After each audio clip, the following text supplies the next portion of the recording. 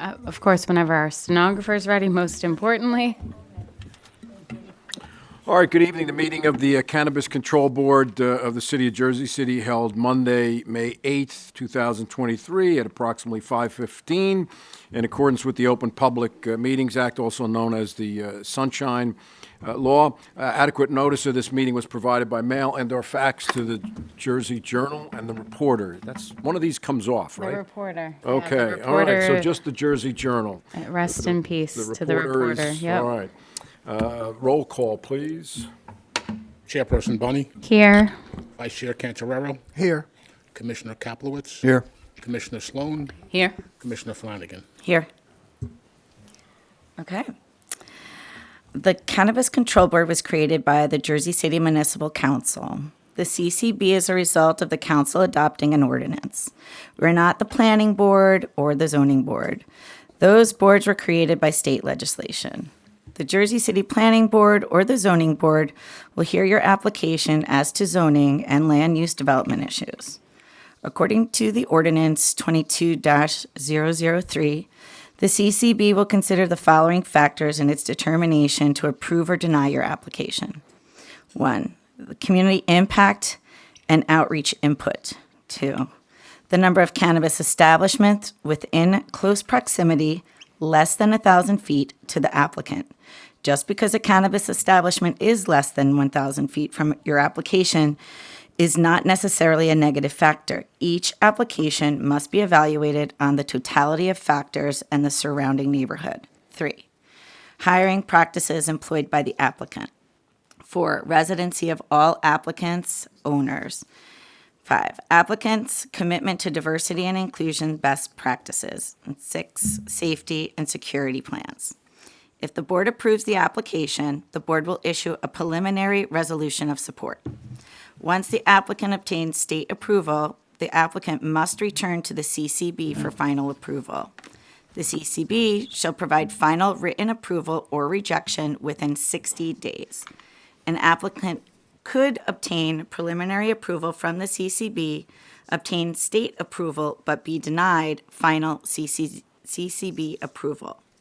According to the ordinance 21-053, the CCB will ensure compliance with local rules and regulations governing cannabis. Jersey City encourages and promotes participation of minorities, women, and disabled veteran-owned cannabis businesses, and by extension, so shall the CCB. The CCB shall require a Class 5 cannabis retail business applicant to address concerns about the proximity of a proposed location to a substance abuse treatment center or daycare center. Want to call up the RNA lady? So we're going to start by bringing up Irene Borngraber, the president of the Riverview Neighborhood Association, so she doesn't have to sit through all of the applications as a courtesy. Welcome. If you could be so kind as to just go up to the podium there. You are giving some testimony to clarify the RNA's role. So if you could raise your right hand, do you swear affirm the testimony about to give you the truth, the whole truth, and nothing but the truth to help you God? It is. Okay, you can turn that on. Everybody does the same thing. Don't worry. There you go. Better. Yeah. If you could please state your name, spell your last name, and give us your address. Sure. It's Irene Borngraber. Last name is B as in boy, Orngraeber. I am the president of the Riverview Neighborhood Association, and I live at 508 Palisade Avenue in Jersey City. Welcome. Thank you for coming. I know you'd like to clarify the role that the RNA has with respect to this board. So thank you. Thank you. Thank you for the opportunity. I did wish to clarify an email of a position statement that I sent. The Riverview Neighborhood Association Board took a vote and created the following position statement that was shared with the board via email on March 13th. I understand that you're a volunteer board. We are also a volunteer board, and I understand that there may have been some confusion and some people may not have read the email, and that may have resulted in differences in decision-making processes than what we had intended to put on the record. So I'm going to read to you that statement and a copy of that email that I also forwarded again to Markia on Friday. So the Riverview Neighborhood Association has been approached by numerous cannabis businesses seeking approval to open in the Jersey City Heights. These applicants are often requesting that RNA convene a meeting, provide them with a means of addressing RNA's membership, or take a direct position regarding their proposed business model. We understand that community feedback is essential to the consideration of cannabis business licensing. However, it is RNA's position that it is the responsibility of each individual applicant to solicit this community feedback. To that end, RNA will not be providing individual cannabis applicants the opportunity to present to its membership as part of an RNA or special meeting, as it is the organization's position that it is not a respectful use of community time or organizational resources. RNA will also not be taking an organizational position or providing feedback on individual cannabis applications. It's RNA's position that all cannabis applicants seeking to open in the Heights should provide formal notice to all residents, not just property owners, within 200 feet of their proposed business location via mail, and invite those interested in attending a virtual public meeting so as to solicit community feedback on their project. The details of this public meeting should be shared with RNA via email a minimum of 2 weeks, 14 days, in advance of the proposed meeting date, so that RNA may share the information with its membership and encourage direct meeting participation. Applicants should include a list of all neighbors notified via this process, as well as the date, time, method of meeting, and attendance to the Cannabis Review Board for its consideration. Applicants who have provided notice to immediate neighbors and host a public meeting per the above will be considered by RNA to have met their obligation to solicit community feedback. So that is our position statement. And I also just wish to say that from a local neighborhood association standpoint, I know that community feedback is essential to consideration of cannabis business licensing, but we are struggling as local volunteers, and neighborhood associations across the city are struggling because of the volume of applications. And because of the way that the review board has framed this as number one priority, and there are no guidelines for us to contribute feedback that is helpful. We want to be fair to applicants. This is a legal use. We are not zoning. We are not planning. We understand our role. But we are struggling because what feedback can we possibly provide that is going to be constructive to both applicants and to the review board? So we are also asking for your help in clarifying within your own body as well as within the council as to what you really feel you need to hear from the community about applications. I think the struggle that we are facing now, again, is the volume and the direct approach that is happening. We get dozens of applicants seeking our feedback to assess their proposals because there is no formal way for doing that. And we don't have the bandwidth. It is not an effective use of community time.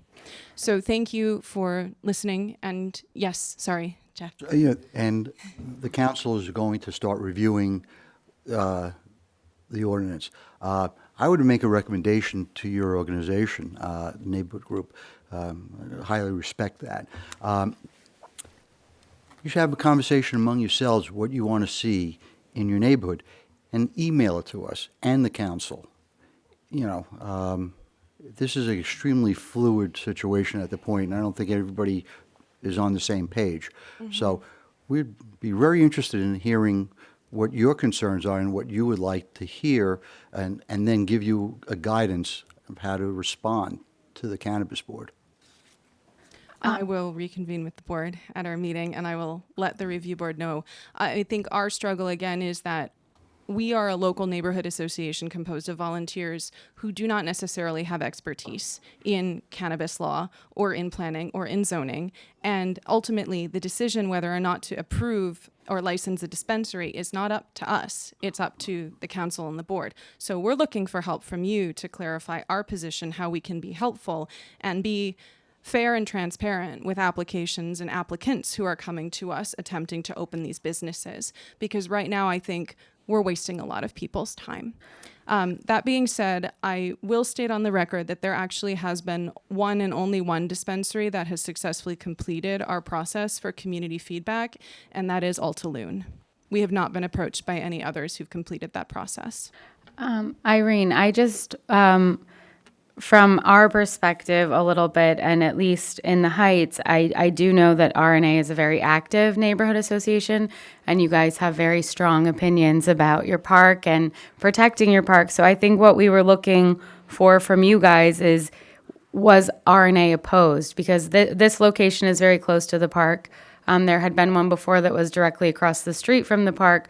So we're not trying to put you in an awkward position, and ultimately, you guys are a volunteer board who are just making a recommendation, which is really what we are as well. But we're just looking to hear either you're opposed, you're for, or take a neutral stance, which is what I think you guys have done. We're taking a neutral stance on all applications. We're not individually assessing.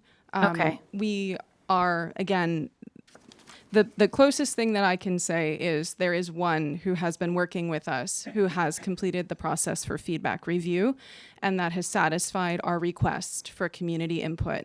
One of the struggles too is, although we are, again, a neighborhood association and a board, there are thousands of people who live in the Heights, right? And so their opinions are just as valid as ours, and which is why we are pushing this out to the community as a whole and trying to open up the process as best we can so that we as the board are not making unilateral decisions whether to recommend, approve, or essentially form the community in a way that is forced. Okay, and I just want to confirm, the only one that you have spoken with that has met the requirements that you guys feel are fair is Altaloon, no other applicant. That's correct. Perfect. Thank you very much, Irene. Thank you. Thank you. Thank you. All right, with the board's permission, I'd like to call the first application, the Garden on Summit.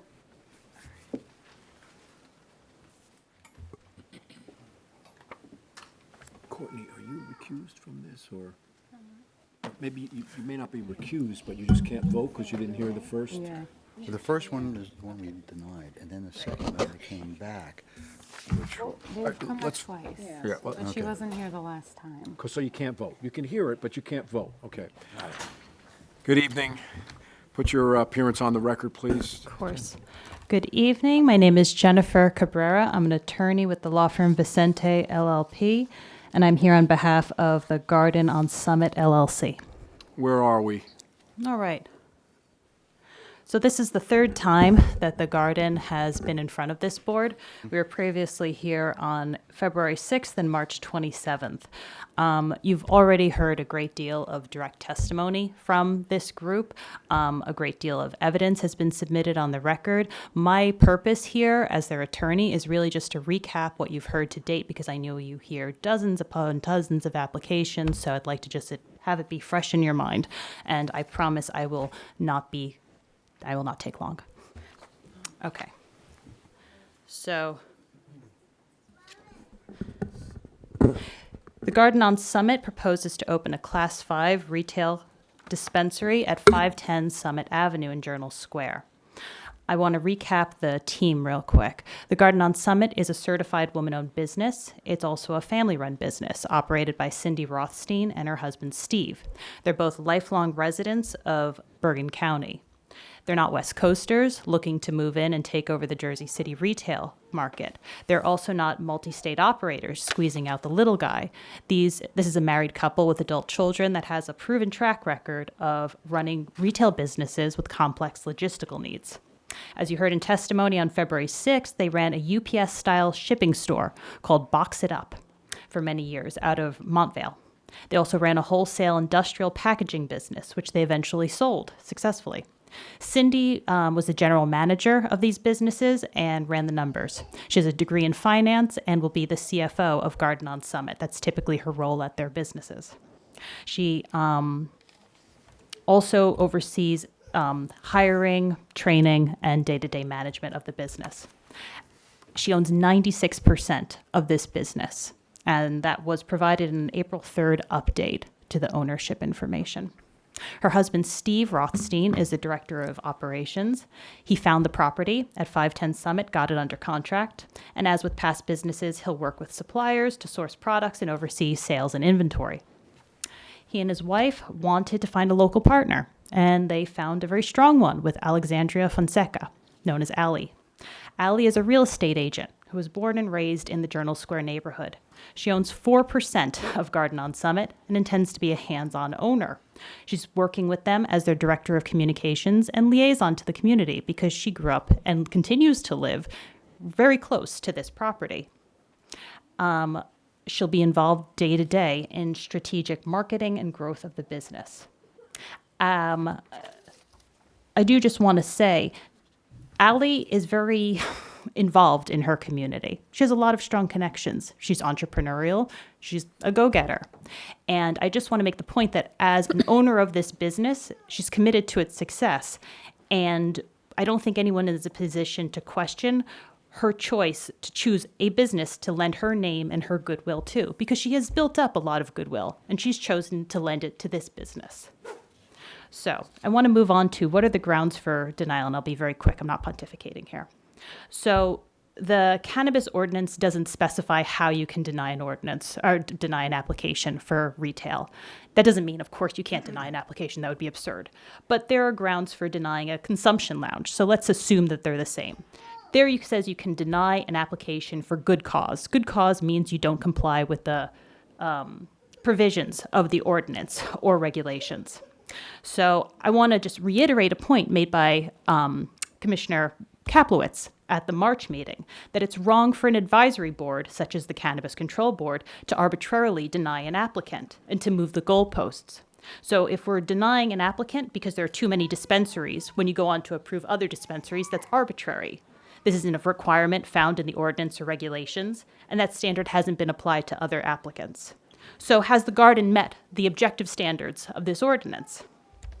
There was only one question, one factor that was called into question, that was site control. And that was pretty extensively and conclusively decided at the February meeting. There's no question that site control exists. In fact, we have the seller here who is willing to testify should the board have any questions. The garden on Summit is legally bound to close on this property, this historic property, should they be approved by the Cannabis Control Board, period. They outbid other buyers at more risk because they have to close without planning board approval and without state approval. This board's approval is all they need. That's a major investment into Jersey City. Other than property control, there's no question about the substantive requirements being met here. There are no questions about odor control, security, hiring practices, business experience. The questions that have been raised relate to our community impact plan and our engagement with the community and ties. So first, I want to be clear, there's no requirement in the ordinance that you have local ownership. Some municipalities do require local ownership, like Elmwood Park, for instance. Many towns do this, where you have to have a 5% owner, or that's a factor. That's just not in there. The city council could have put it in. They didn't put it in. And in fact, this board has easily approved a dozen applicants that were not majority owned by Jersey City residents. A few of these include Cush Club and Garden Greens. In fact, this board has approved many applicants that aren't even owned by New Jersey residents. A few of those, Cannabis Place and MMD. So clearly the board's standards for approving an application are not majority ownership by Jersey City residents. Well, you said Jersey City residents, right? 'Cause Correct. all of the other applications have individuals that are residents of New Jersey, but they may or may not be residents of Jersey City. One would hope so. They I have don't want to be. go down a rabbit hole, but looking at planning board applications, at least one of them was 100% owned by a Pennsylvania resident. That's no longer accurate.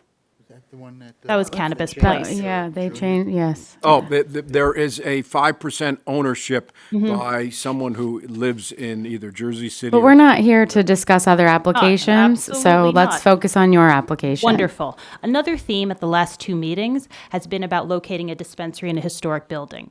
This building is the oldest building in Jersey City, built in Can I just 1690. interject for a second? Because the concern last time was you mentioned all of this support from people, and if I remember correctly, Commissioner Flanagan asked for proof of that support because people aren't coming in front of this board and saying things that are not factual. And so we, as a board, have now taken the position that if somebody is not here to speak in favor of the applicant, you just saw a neighborhood association president come here who's been mentioned in several applications, who just stated on the record that only one applicant has met with her. So your clients mentioned Dan Reedon and Historical Preservation and the Jersey City Conservation Society and the Hilltop Neighborhood Association, who they had not met with yet. They spoke to Katrina. Actually have. Now they have, No, but they'd met not with- at the time you guys were here. That meeting did not take place with the Neighborhood Association. Inaccurate. They met with them on February 21st.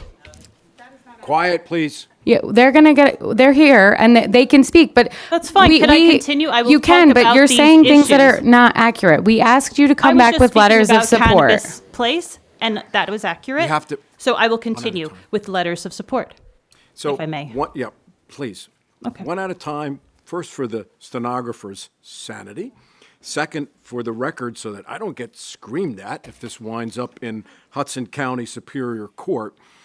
Certainly, any board member can ask you to stop and ask you a question, Jennifer. That's the way the boards operate. So let's not get argumentative back and forth. Why don't you get to the substance of what you're trying to do? And then, of course, if the board has any questions, they're free to interact. Wonderful. Interject. And I apologize. So one of the major themes of the last two meetings was the fact that this is a historic building. We have submitted in an April 24th supplement to this board 3 letters of support, including 2 from the Jersey City Historic Preservation Commission. One from Maggie O'Neill, who says, please have this letter serve as confirmation that the Jersey City Historic Preservation Commission staff is supportive of the application proposed by Garden on Summit. And she mentions HPC staff Dan Ryden, Maggie O'Neill, and Sarah Quinlan. You have this in front of you, so I won't repeat it. Miss O'Neill. Just a point of reference, Oh, yeah. Maynard, I'm under the assumption that city staff are not able to give letters of support, solely provide what we heard in the meeting. Let's be clear. You told us Dan said he'll help you. I can which is- address that. No, I can actually address that. No one can give you a favor, and no one can put in writing they can give you a favor. You're putting a city employee at risk. This feels like a favor, and that's why I stated what I stated at that last meeting. And that is totally legitimate. I just want to read from Dan Ryden's letter of April 21st, in which he confirms his offer of technical assistance for the proposed rehabilitation of 510 Summit. And he says, having worked with previous owners of the building, I am quite familiar with the property and offered to help the current applicant with choosing appropriate replacement windows, doors, roofing, and other materials as necessary. That was all. Right. So I just wanted to clarify because what was stated prior does not reflect what the letter states. I apologize. I mess up sometimes. It's just when you put a city staff member in jeopardy like that, it becomes accusatory. It's an optics issue, and I just don't feel comfortable as a city employee to be asked to put things in writing that are not fair to a city employee. Absolutely, fully understood. Regarding the letter from Miss O'Neill from the Historic Preservation Commission dated April 10th, she followed up with an email offering to come in person to this meeting. I passed this on to Markia Starks on April 17th, saying, please let us know as soon as possible if the chair requires her presence, because Maggie O'Neill said she would only come if the chair requested it. I did not receive a response, and so therefore I conclude that these letters are sufficient proof of their meaning. We also submitted a letter of support from the Jersey City Landmarks Commission. So we have the support of public and private agencies. I want to turn to the oversaturation of dispensaries in Jersey City, which I'm very sensitive to. Now, this board is not its job to put a cap on the number of dispensaries, right? That's up to the council whether to do it. You are charged with looking at whether there are dispensaries within 1,000 feet. And I think that these comments, the chair at the last meeting, the chair was concerned that there were too many yeses. And I think those comments resonate with many members of the Jersey City community that don't want their community overrun with dispensaries that could really oversaturate the market, that aren't needed. I'm pleased to say that there are no other applicants that have received CCB approval within 1,000 feet of this dispensary.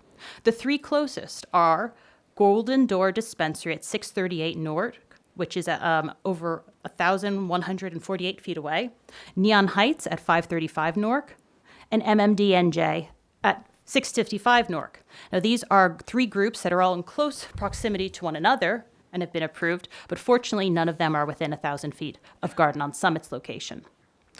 Finally, I know the point that is very important to the board is the Hilltop Neighborhood Association. There was an initial meeting with Katrina Boggiano and Laura Moss on March 21st. They had a conversation. The meeting went well, and they invited the garden to come back and speak to the larger group. A second meeting took place via Zoom on April 17th, which was attended by over a dozen members of the Hilltop Neighborhood Association. Councilman Boggiano appeared but did not speak. Neighbors asked questions about security measures, plans for the buildings, concern about vandalism. No one objected to the application, and the responses were positive. Like the Riverside Neighborhood Association, this is a group that does not feel they're in a position to object or deny or approve an application. They don't speak for all of the members.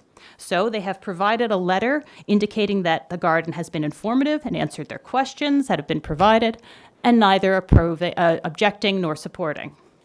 But it is proof that the meetings took place. Garden has also gone door to door in the community and has submitted the notarized and signed letters of support from 6 different businesses. These were signed by managers and owners of businesses that are not able to leave their businesses at 5 o'clock on a Monday, and so instead were willing to show their ID and have a notarized letter of support. These have all been provided. We have also provided at least 5 letters of support from local residents. To date, they've spoken to dozens of people and have not had any single person object to this particular application. There were also 10 character references for Cindy Rothstein, Steve Rothstein, and Ali Fonseca. At the last meeting, there was concern that so many of the letters of support were in favor of Ali Fonseca. And that they didn't speak to Cindy's qualities as an employee or employer or colleague. So I want to highlight 3 letters that are in the package you've received. Josephine Brown, a co-worker of Cindy Rothstein for over 30 years. Jacqueline Scales, a former employee at Box It Up, who spoke to her qualities as an employer, and Marcus Perkel, another former employee of Cindy and Steve Rothstein. I've also submitted MOUs with Community First and the Anti-Violence Coalition, and have reached out to Hudson County Community College to coordinate on workforce development. They have several members of the community in attendance to testify on their behalf, which I can certainly turn it over to. But before turning it over to public comment, I wanted to ask if the board has any questions. I just want to clarify again what I said, and you said it was incorrect. The meeting on March 21st was just with Laura Moss and Katrina, not the members of the Neighborhood Association. That's what I was saying. Okay, thank you. I apologize. Counsel, I think you presented your case very well. All right, then. Any questions from board members before we open it up to the public? I do have a question because I do think you provided a lot of letters. That is helpful. But I did have a question as to why the 6 business letters were not from the businesses right next door to the location. Like there's Toasted Bagel on the corner, I think, and businesses that are right next to where this location is. So why would they not have spoken to their direct neighbors and gone further out? So, Would you like Jennifer, me to present I was going to say, testimony? you can't testify to that. Who can? Who's one of this But- shop, she said? Like the bagel place on the corner didn't get a letter. Welcome back, sir. You remain sworn. Perhaps you can answer the chair's question. Just state your name for the record. Stephen Rothstein. We basically spoke to the Journal Square neighborhood. We went where there were businesses open and active. We didn't necessarily go right next door. We went where there were businesses that were open and active. We weren't walking into like an accounting firm or something generic like a Dunkin' Donuts. We wanted to go to local businesses. All right, then. Any other questions? No. Hearing none, seeing none, we will open it up, with the board's permission, we'll open it up to the public for testimony and testimony only. With respect to this application, you're limited to 3 minutes. Is there anyone that wishes to be heard? Come on up, please. Is this public comment or is this actually regarding the testimony? No, this is, Jennifer, you, Hold on a second. Jennifer, you have no further witnesses, right? No, I do not. Yeah, so no, this is public comment, comment. either for or against the application. Step up to the podium, you're going to be sworn in. You'll have 3 minutes to give your testimony to the board, whether it's for or against the application. Good evening, please raise your right hand. Do you swear or affirm the testimony about to give you the truth, the whole truth, and nothing but the truth, so help you God? You can turn that microphone on, you can put your hand down, and state your name, spell your last name, and give us your address. Evelyn Rodriguez Rubio, 121 Magnolia Avenue. I have 2 properties on the block. Okay? What would you like to tell the board? Okay. So I don't know about the meeting between Katrina and Laura and the lady that's here, but they did scramble up a meeting in April, and there was a handful of us, and it was rushed, and it was a Zoom meeting. That was where we were told about this this dispensary. I did say my concerns. There is a Catholic school in the corner of Baldwin and Pavonia, and I brought up that concern. Dickinson High School is right around there, and of course HCCC is a college. So, and all the kids from PS11 do travel on Summit to get to the school. And I am concerned because I have 2 kids, and we brought all this up, and we did tell them that we wanted a in-person meeting because we do have a lot of older residents who do not know how to get on Zoom. And that was where we left it at. We were supposed to have an in-person meeting. All right, well, thank you for that comment. Anyone else wish to comment either for or against the application? All right, good evening. Please raise your right hand. Do you swear or affirm the testimony about to give you the truth, the whole truth, and nothing but the truth, so help you God? You'll have to turn that on, and please state your name, spell your last name, and give us your address. Hello? Okay. My name is Ann Marley, 106 Magnolia Avenue, You want to spell that last name? Marley. Thank you. I am a lifelong resident of Magnolia Avenue, and I had just found out about this yesterday. I am a member of the Hilltop Association, and I did not hear of a community in-person meeting. But at any rate, I am a member of St. Joseph's Parish. This school is directly down the street, as the woman said beforehand. Dickinson High School is also in that area, and they walk up Magnolia Avenue in Summit. I am also a retired educator for the Jersey City Board of Education for 32 years, and I know that, many of our Sorry, students give me 1 are in the second. neighborhood. Okay. Thank you. Okay, go ahead, continue.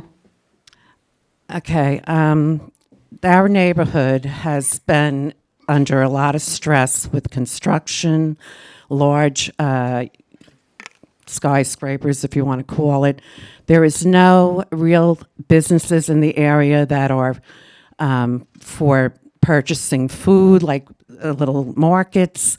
And other than the bagel area and Dunkin' Donuts, who I believe is the same owner for the last 25 years, so he's not transient, there is nothing in that area for the people.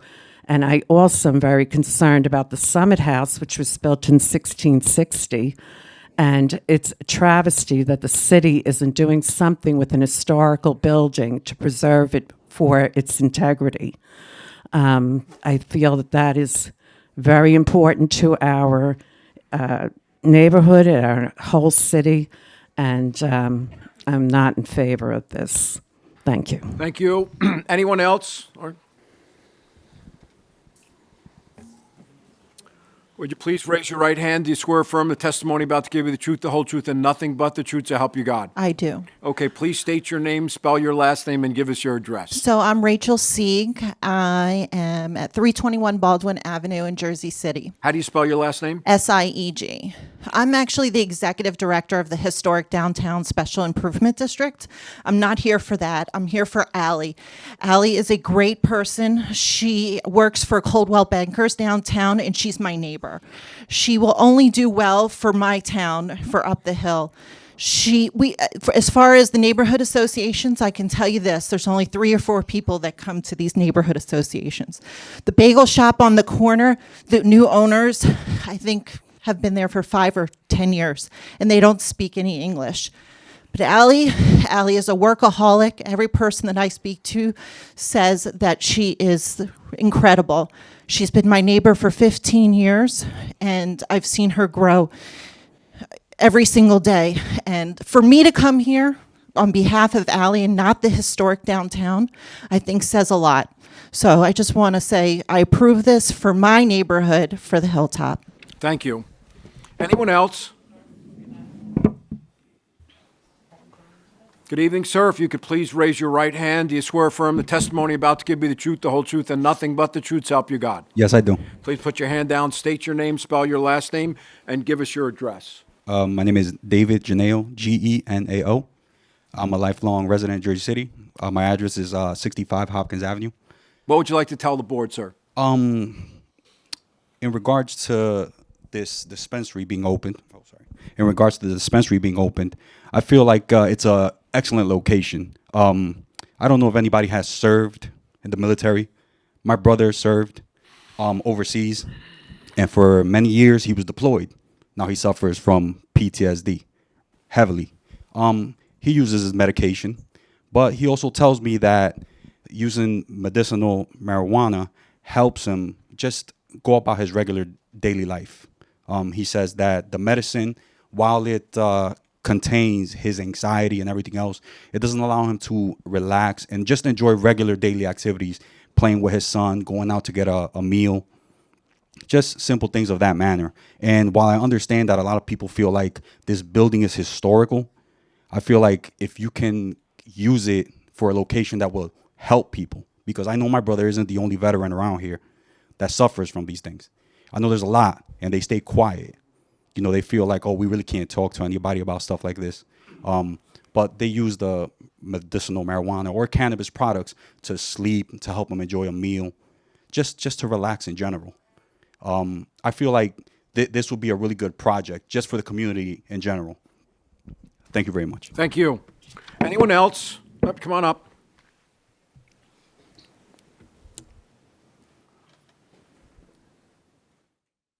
All right, welcome. Please raise your right hand. Do you swear or affirm the testimony about to give you the truth, the whole truth, and nothing but the truth, to help you God? Yes. You can please state your name, spell your last name, and give us your address.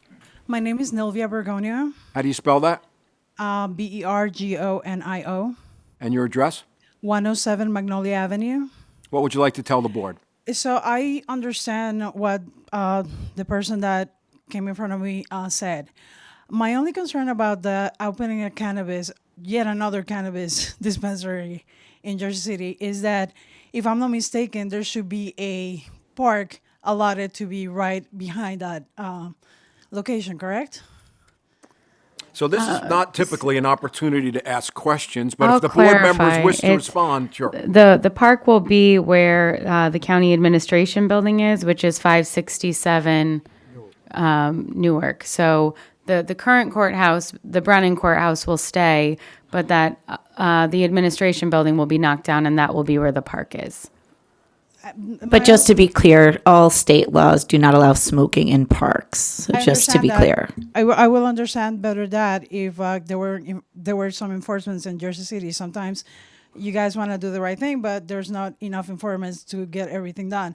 So my concern is from what I heard before, there was going to be allotted a park that is right by Magnolia, adjacent to Magnolia, right behind East Street.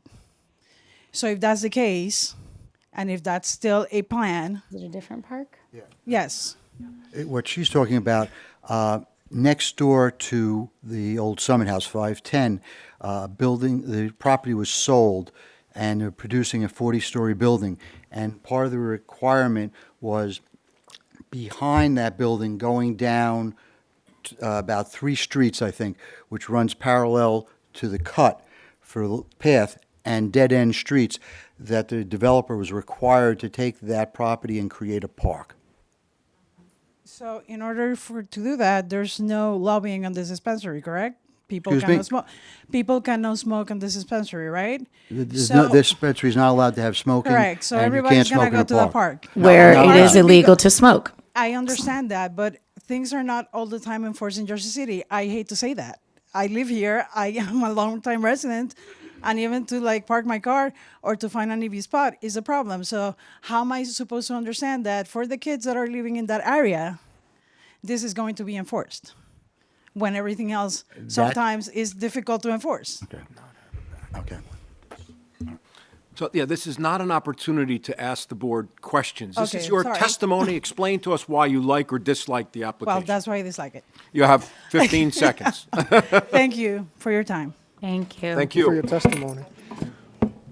All right. Anyone else? Come on up.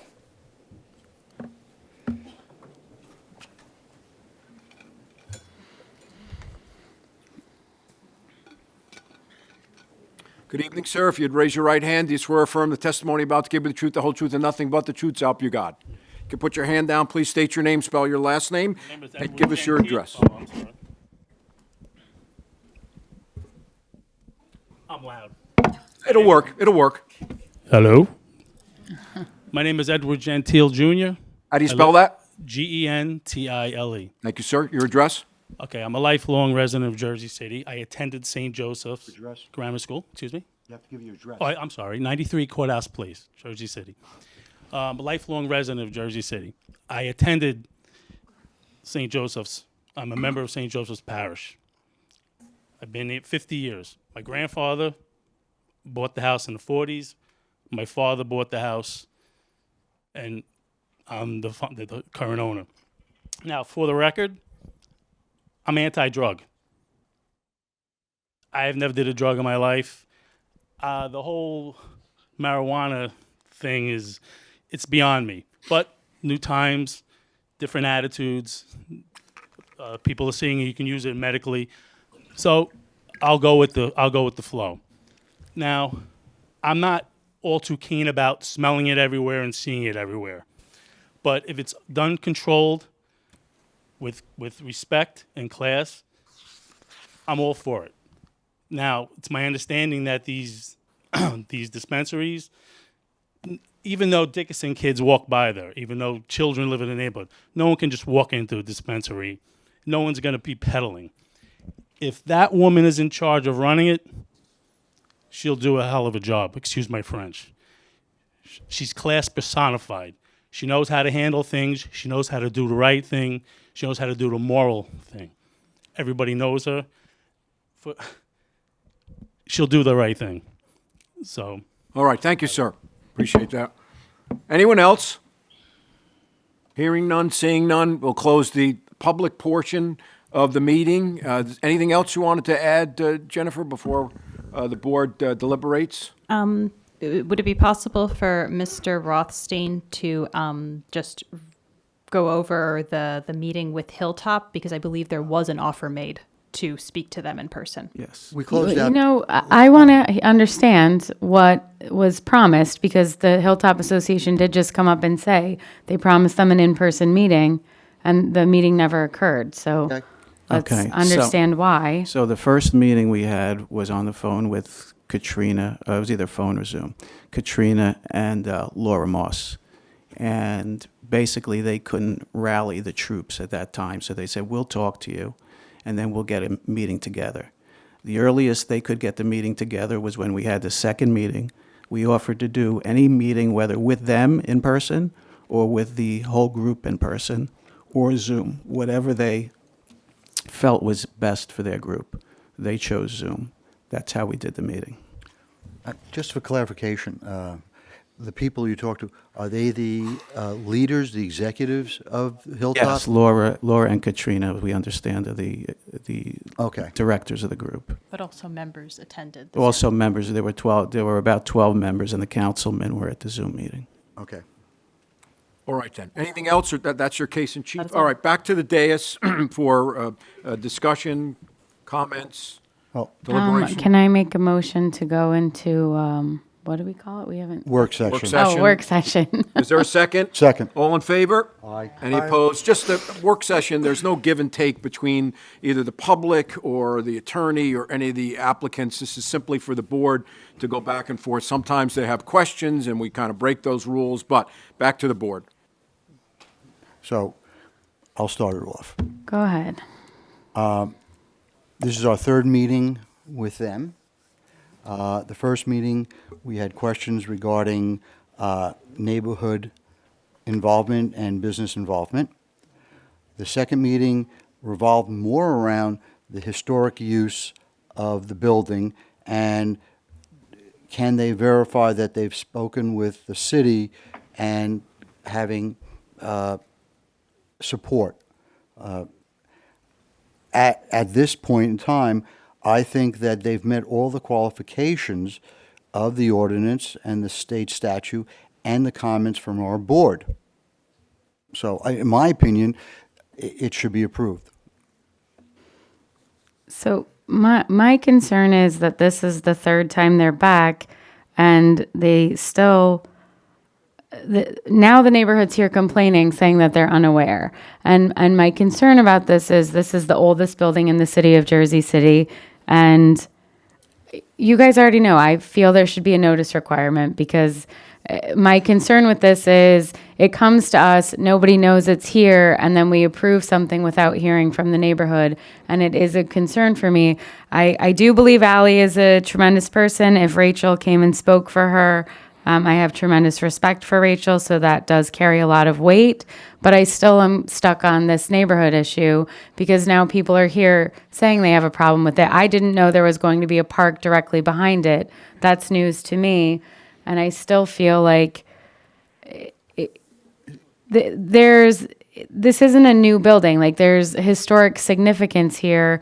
And I also agree with Stacy's point to some extent because my understanding from the Corporation Council is that city employees should not be opining on cannabis applications. And there was a memo sent out to the city employees directing them that they should not be engaging with cannabis applicants. Well, I took their response as historic and how the building was going to be restored to historic standards. And once again, I don't believe either on the national level or the state level that there is any prohibition or requirement what that historic building is to be used. It is about the material, the historic aspect of the building that the exterior look like. Otherwise, we could probably go downtown and close a lot of different buildings. No, Jeff, I agree with you that it's the standard. It's not the use of the building; it's the preservation of the building. Right. But out of respect for the neighborhood and the people who live in the neighborhood, I feel conflicted about this application because this is the third time, and now the neighbors are here. Nobody's been here the past 2 times, so now we have people here saying they promised them an in-person meeting. There's still no in-person meeting. Someone raised a new concern about a park, and I just want to be. I understand you don't have to be a Jersey City resident. I understand Ally is a Jersey City resident who wants to do good by the community, but my concern is that when these big decisions are being made, there's not enough meaningful community input to move forward. So going back to the park, my understanding either in the state statute or the Jersey ordinance, it doesn't talk about any distance to a park. Otherwise, we wouldn't have approved the cannabis by Leonard Gordon Park because it's right next to it, and some of the other locations. So I don't believe. But that's not what I'm saying. I don't understand what you're talking about then regarding the park. I said a new concern was raised. I personally was not aware that there was a park, and I voted no on other applications because of the close proximity to a park. Like that. My vote is my vote. No, I don't disagree. You're but entitled to one of that. the things we are supposed to consider is community impact and outreach. And my concern is that this neighborhood situation is ongoing. And I don't frankly know why you would want to open a business when you're at odds with the neighborhood. Because if they're not going to come here, they're going to go to the council next. Because this is the oldest building in the city of Jersey City. And I don't understand why they didn't go to the buildings that are on the street where the building is, whether the people speak English or not, or whether they think it's a Dunkin' Donuts. That Dunkin' Donuts has been there since I went to college in Journal Square. So to discount them because they're a Dunkin' Donuts, to me, isn't fair. Like, why are these people who are their neighbors who are going to be directly impacted, why are they not being consulted? So, being a president of a condo association, I have to deal with this all the time. That we call for meetings And if it's an in-person meeting, 10 people show up. And after the things that get discussed, in a Zoom meeting, you usually get more people. We get about like 40 people. But it's it's a population of 594 units. And we always get the response after we have the meeting, we send out notices, we basically send out information, and then afterwards, someone says, how come you didn't notify me? Question I have is, okay, suppose the board decides that there should be another meeting. Then they have to go to another meeting. And then the next meeting, somebody else says, I just found out that there was a meeting. I didn't know about it. We should have another meeting. I mean, at what point do you finally say, it almost becomes a delaying tactic. And that's what I object to. Well, I can assure you, we're not going to carry this. We're going to have a vote one way or another this Okay. evening. I'm not looking to delay it. I'm saying my concerns. It is an older neighborhood in the city of Jersey City. I do, in my job with the city, we do have constituents who cannot do Zoom meetings. No matter how many times we show them, it is a hurdle. They're just not at that level of technological accessibility. And so if people are saying that to us and they agreed to an in-person meeting, why has the in-person meeting not happened?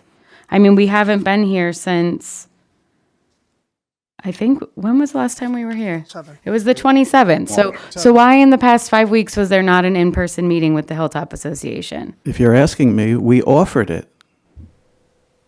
We offered it to the Hilltop, so we can only deal with the directors. We can't talk to anybody else at the Hilltop Association. That's who we went to, and that's what we did. And we offered them whatever meetings they want with her, Laura, and Katrina in person or by Zoom. We did a Zoom meeting, and then the whole group. Listen, they have to organize their meetings. I mean, we did our best. We went out, we spoke to them, then we spoke to the group. We made all the efforts, and 12 people showed up. Okay, I can't make people show up to meetings. They sent an invitation by email to their whole group about the meeting. All right, back to we are in a work session. It is typically not a give and take. However, if the board has questions. Is there any other comments from the board members? Stacy. Go ahead. So my comment is, it leaves here whether it's passed or not, right? If it's not, it's like the same thing that just keeps happening, right?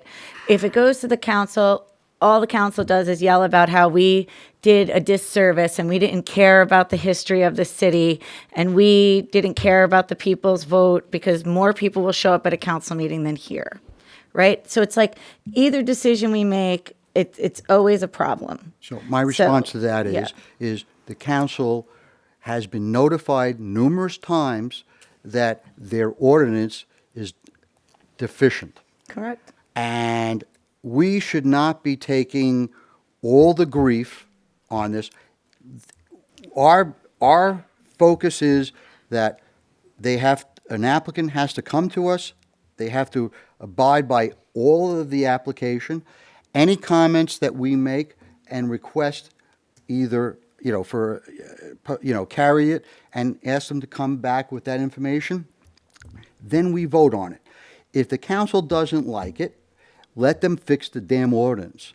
It's not right for an applicant to keep on coming back. This costs money, it costs time, it's wrong. If they've met all our questions, all our requirements, it should be voted on. And again, we are not voting to pass them and give them a license. We are voting to make a recommendation to the council. And the council has to make the final decision. Right, but I agree with Stacy because the council then says, why did they make a recommendation without doing their due diligence? I would be happy to go talk to the council and tell them personally. So if they have a question, I'll go talk to them and tell them where they're wrong. Maybe that's time. Maybe this board should basically talk to the council members. Again, we're on the front lines. We're trying to follow rules that have holes in it. Someone should ask us where the holes are Okay, but and how what- they but should be w- fixed. This session is not to debate the council. but Stacy you brought could- up a point. Well, the and point was that what Stacy said. the council's going to get all upset. They're going to get upset no matter what we do. But at the end of this exercise, y'all, Into the mic. between the conversation about the parks, the preservation, the thing and the thing, that's really not, that's not what is so, is what Jeff says. They have a solid application. They now have provided. But if you're not voting, you can't try to steer the board. So No, but she can comment. But I can comment in the work session, and I was part Not of the very eligible to vote, first. but you can comment. I heard the first testimony, the very first one. So that is what is so. I mean, just the parameters of which Stacy read at the beginning of the meeting, and that is what are the parameters and the guideline for us as a board to vote. And my concern is the community impact and outreach, because it is the oldest building in the city of Jersey City, and it just seems like we keep coming back to this community piece. And What does the age of the building have to do with it? Well, if the city has said the building is permitted to be used for a dispensary, I don't even think it's gone in front of the planning board, so the city is not opined. But what I am saying is, I feel because it is the oldest building in the city of Jersey City, it has historical significance to the neighborhood, and the neighborhood has come here today expressing concern. Brittany, you're overreaching again. Ron, All can right, you? okay. No, hold on. Oh, no. Let me finish Jeff, this. This Jeff. is And then important. Jeff, This is Jeff. important.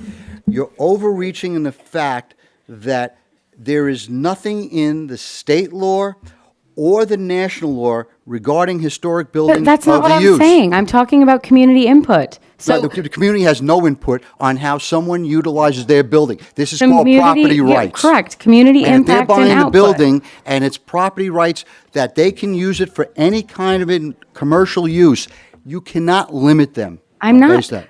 Jeff, I'm not the planning board. I'm not talking about how they can use the building. I am talking about my concern that the neighborhood is saying that they still have not done what they said they would do. They offered an in-person meeting, and now they're saying it's on Katrina and Laura, but Katrina and Laura are not here to defend themselves. But we did hear from members of the neighborhood who said they have concerns. but most of those concerns, what I just heard, were people that were just opposed to cannabis, period. Like, they didn't want cannabis at all. So that situation has left the building years ago now, and that is what is so. All right, let's return it to the board and see if there is a motion to approve or deny, and let's get on with it. So we're going to close our work session. Motion to And, close? Second. All in favor? Aye. Aye. All right. I want to make a motion for the application. I To second. approve. To approve. I second that. Hold on. Roll call. Chairperson Bunny, No. Vice Chair Cantorero, Aye. Commissioner Kaplowitz. I vote aye, and if this application's voted down, I guarantee you the judge will have it remanded back to us. Well, we don't know that, but please continue with the roll call. Commissioner Flanagan. Abstain. This is ridiculous. All right, so the motion does carry. Congratulations. Best of luck. Congratulations. Thank you.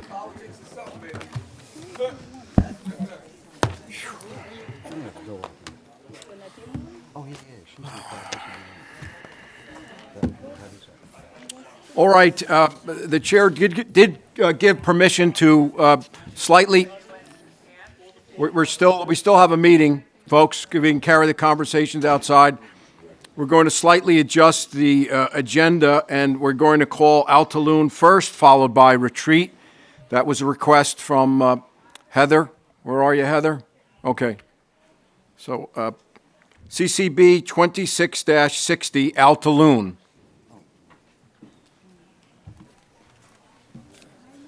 Stacy's not up here, so just, I don't know if she knows Oh. about the switch. Okay.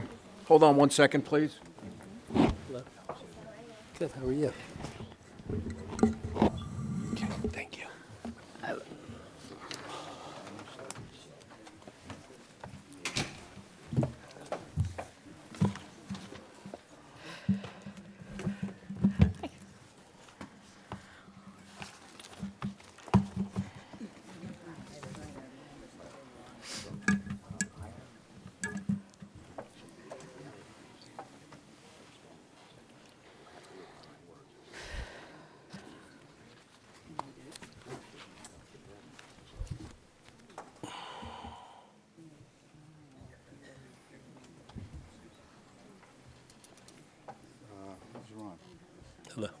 He's looking for Stacy. We're not going to move forward sorry, until you'll Stacy's have- here.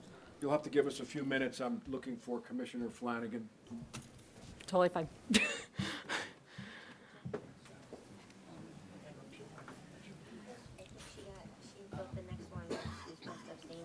Oh, okay. No worries. I don't think she knew that we reversed the order. That's fine.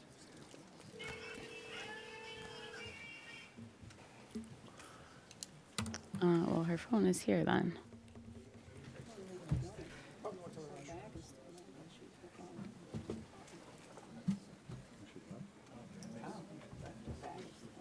No, she didn't leave. I think she thought we were hearing a different application that she's not hearing. So I think she stepped Oh, out. you mean retreat? She didn't know we were reversing it. Yes. Oh. So I think she left. Oh. Okay. No worries. We'll wait.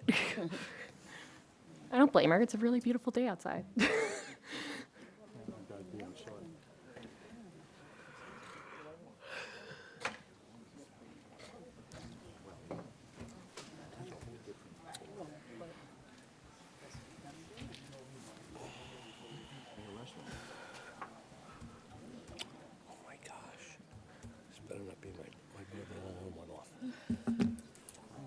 If anything, it's like a nice break in between. It's good to have like a break in between applications sometimes. There's a policeman right there. On my front door.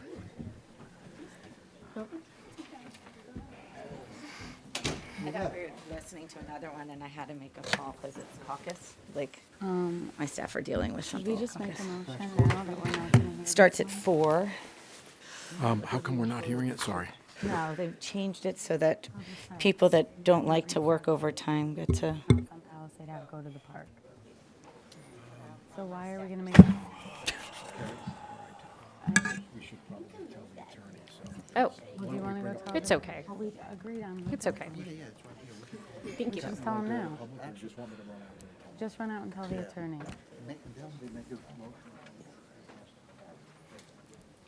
And, please enter your appearance. Nice to see you. Heather. Go ahead. Hi, I'm Heather Coomer, representing Altaloon from Coomer and Hopper. It's our third time. So I'm just going to do an overview, and then we're going to get to some updates, and then do things that are site location and answer any questions you guys might have. So going just again, the property is 433 Palisade Avenue in the RC2 Residential Commercial Zoning District.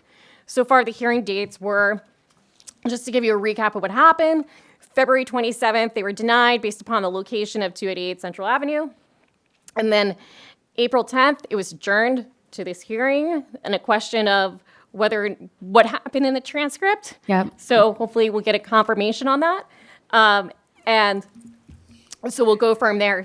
The next thing, so on that note, let's first start with what was in the transcript. Well, I will state for the record that the applicants were correct, that only was mentioned that there was too much on Central Avenue, and I should have mentioned, which I did not, was there are other parts of Jersey City to go to. But I did not preclude the heights. So the applicant is correct. Thank From you. my standpoint of view. Thank you. So you need not go into that. Yeah. We're not going to have to go into that. I was just saying a recap. But I think that was really the only issue that we had. I mean, I don't want to make you sit here and go extensively through Yeah, more and testimony. I don't want to make you go extensively. Because, yeah, Jeff and I could start fighting again, and that No, would be let's- painful for all of you. Let's not go there. But it would be entertaining. To some, I'm no longer entertained by The it, beautiful but- sun outside And is you heard from entertaining. No, Irene. we heard from everybody, and Irene was here, and I think Irene was the missing piece. I do respect that you met with RNA. They are a very active neighborhood association in the Heights, and I am happy to hear that you satisfied all of the things that they asked of you. So I am comfortable making a motion to approve the application. I second. Thank you. I was going to second it, but there you go. Roll call. Chairperson Bunny, Yes. Vice Chair Cantorero, Aye.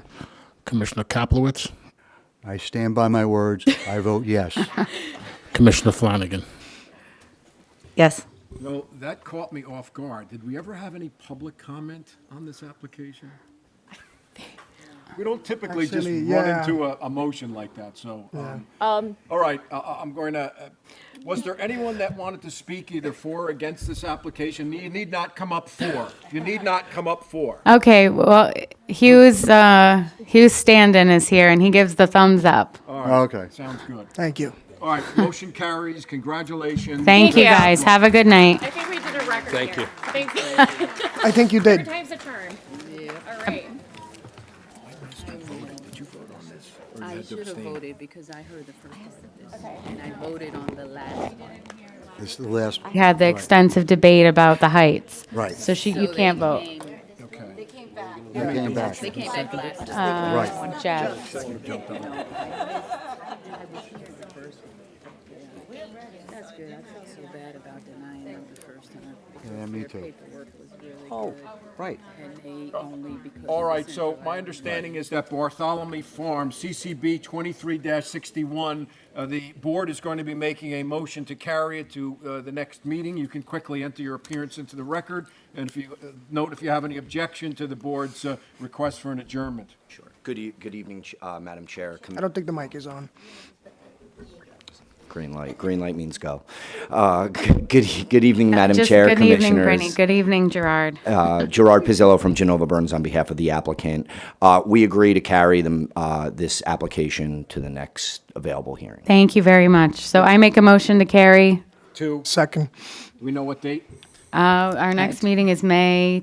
No, it is May. June 12th. Okay, we'll see you June 12th. You'll be first on the agenda. Best of luck. Thank you, guys. Have a good night. With the board's commission, CCB 23. Wait, can I ask a point of inquiry then? If the council, The council's amending that as well with the moratorium. There's going to be some changes. Oh, so it's not a moratorium anymore? No, it is a moratorium. I don't want to speak because I haven't seen it. I just know that there is a moratorium. Maynard maybe could speak more about this. All the applications that we receive by May 15th, we will continue to hear. So we will still That's hear the way I them. They will not understand be paused. We're just not hearing any new ones. Okay, got it. And they're also, I believe, Maynard amending it so anyone who's already in the process can continue. Correct. Correct. So there is going to be modifications. Got it. So in other words, as long as you file by May 15th, it'll be heard. If you're already in the pipeline, Then you'll continue. Yes.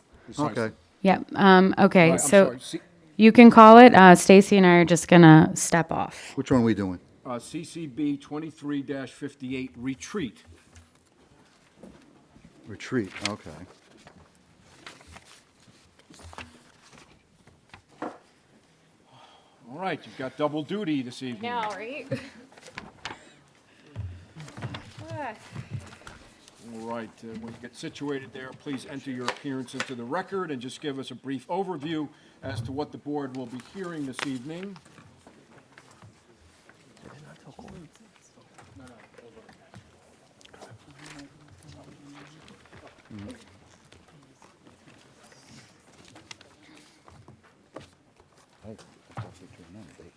Okay.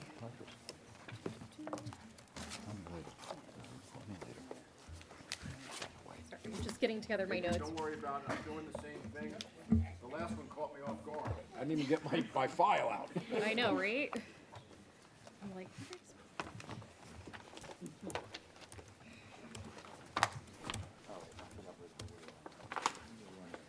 Yes. We are on. okay. Start with your appearance and then a brief discussion as to who's Sure. testifying and where we're going this evening. Okay. Thank you so much. I don't think that mic is on. Oh. There you go. Am I good now? Yep. Test one, test. For the record, my name is Heather Coomer. I am representing Retreat NJ, and I'm from Coomer and Hopper Law. Right now, this is our second hearing. Previously, we were in front of the board in April. And why was this matter carried? Sorry. I Oh, can't sure. remember, and I know So, you can't either. okay.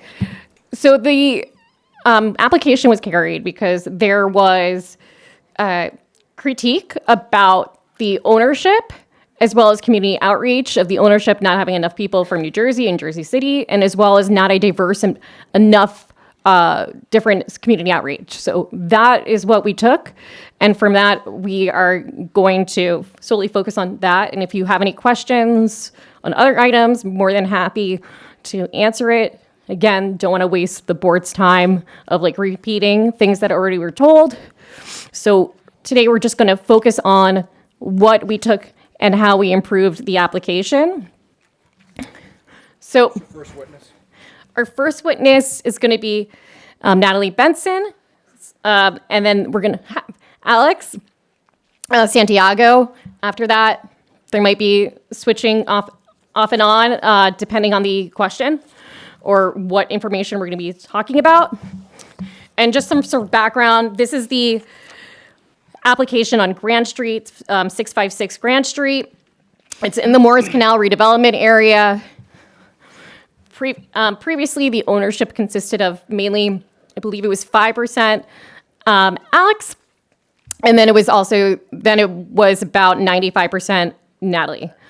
Now it is 70% Natalie, 25% Alex, and 5% Corey. Where is it? There, over there. And the other thing, and I'm just going to do a quick overview before I introduce the witnesses for them to elaborate and talk about, was the other criticism as far as diversity of different nonprofits and community outreach. We just focused on criminal justice and social justice issues with scores and expungement, different items, and then the board, rightfully so, said we'd love to see more diversity within your community outreach. So the topics that we covered this time is affordable housing. It's a lot. They did a remarkable job. Affordable housing, senior care, cultural arts, parks and recreation, equitable businesses, and as well as an animal rescue group. And then social justice, we already stated the social justice causes. There were with scores and then with also the THC expungement program. So if you want me to repeat those again, I'm more than happy to. But we can just go and explain the new programs that we're going to have there. Would you repeat as well, just to refresh our mind from everything we Sure. discussed last meeting? I know there was a lot of back and forth going on, so I think we got sidetracked with the back and forth. Yeah. And I just want you to reiterate your points again. Not a problem. So the social justice issue, we had a working relationship with SCORES to set up an ID retrieval fund. It's a pilot program which will fund SCORES administrative work for obtaining documentations for those that need it, that people are being recently released from the correction system, don't really have, like social security numbers, IDs, things like that, which you normally wouldn't think of. It's not the first thing that people come into mind with social justice issues, but it is extremely important. The other item as well is working with THC Sponge Program to host an expungement event for the Ward F and Ward A community as well. Just a little bit more with the SCORES program. They initially posted like $1,000 in the fund, and they replenished it monthly on a monthly basis to fund the backup for any month, for all these different forms and everything they have to fill out, and the application process for SCORES ID retrieval program. Do you have any more questions regarding that, or we can move on? No. Okay, great. Okay. So that being said, I'm going to do an introduction first, because before we even get to those topics, there's a general sort of item, which is these Roundup program and employee volunteer program. So you're going to hear from Alex, who's the operations manager of the dispensary, to give more detail on that. I know you were probably sworn in. Let's do it again. Please raise your right hand. Do you swear or affirm the testimony about to give the truth, the whole truth, and nothing but the truth, so help you God? I do. You can put your hand down. Please state your name, spell your last name, and give us your address. My name is Alexis Santiago Jr., last name Santiago. Address is 66 Bergen Avenue, Richfield Park, New Jersey, 07660. Welcome back. Your witness, counselor. Yes. So Alex, can you go and explain this Roundup program and employee volunteer program that is going to be instituted at the dispensary? So the Roundup program is something that we'll be cycling through on a monthly basis, where we will be teaming up with organizations to donate to, and local businesses, nonprofits, things of that nature. Whereas when customers come to the register to check out, they'll have an option whether or not to round up to the next dollar, or to, let's say, donate $4.20 to the organization of that month. And that'll be cycled from January, we'll have one, February we'll have another, March we'll have another, and so on and so on. As far as the volunteer program, we are committing 120 hours of volunteer service from our employees and our organization. So for the events that we do volunteer at, there will be 2 staff members, and our director of community impact, that'd be Corey. They will be on site, and most likely I will be there as well, as I am in the area. Also, just let you know, can you explain what sort of programs and different organizations that they will be serving for volunteering? So an example of some organizations that we will be volunteering at would be hopefully the Jackie Robinson Little League organization. I've been in contact with Brian Mills as to how we can either volunteer our time or offer donations for supplies and things of that nature. I'm in contact with Edgar Soto of Plant Based that's on Pacific in the Bergen Lafayette area. They have a nonprofit there as well. More so about they support the muralists in the area, and one second, I'm sorry. Cool. Just blanked. Yeah. I believe it's just open door community relationship. We've talked extensively with the Morris Canal Community Development Corporation. We have a representative here, which I'm sure hopefully we'll talk afterwards, as well as the Friends of Berry Lane Park. So we're going to go over a little bit more details first of this. And the first thing I'm going to actually talk about is the Affordable Housing Initiative. This is actually pretty interesting because I hope that we can set an example for this. And initially, when Natalie came up to me and said, what do you think if we could put a percentage of our profits into one thing, like the biggest issue in Jersey City, to me, it was affordable housing.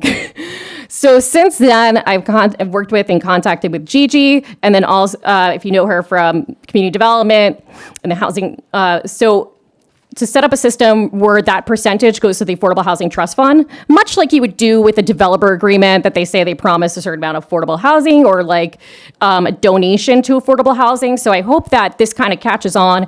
And Gigi noted is like, you can't have criminal justice and social justice unless you have affordable housing, which is extremely true. If you can't afford to live here, that's number one. So we've been working with them. Susan, who was my main contact, she recently left the city for a job in Phillipsburg, but I have like an email. She was actually my neighbor when I lived here. So we're working with them and to come up with a program, mainly because... Quick question. What's Gigi's last name? Hold on. Is it Genevieve? It's Gigi. There's two Gigis that work there, so I just want to make... Yeah, you can... Yes, sir. Because... So Heather, although I love listening to you, most of what you're doing is testifying, which really attorneys should not be doing. Got it. You've got 2 wonderful witnesses here that certainly can They're going to testify the rest. They asked me to talk about affordable housing, mainly because I used to do affordable housing here. So that was, Understood. Sorry about the clarification on that, but they're going to be talking about the rest of our great programs. So that was the clarification. The reason why it's going to be an MOU, but they have to do a whole thing where it gets approved by council. So right now we're working on the letter of intention. We're working closely with them. Hopefully, this will be a trend that a lot of cannabis businesses will adopt.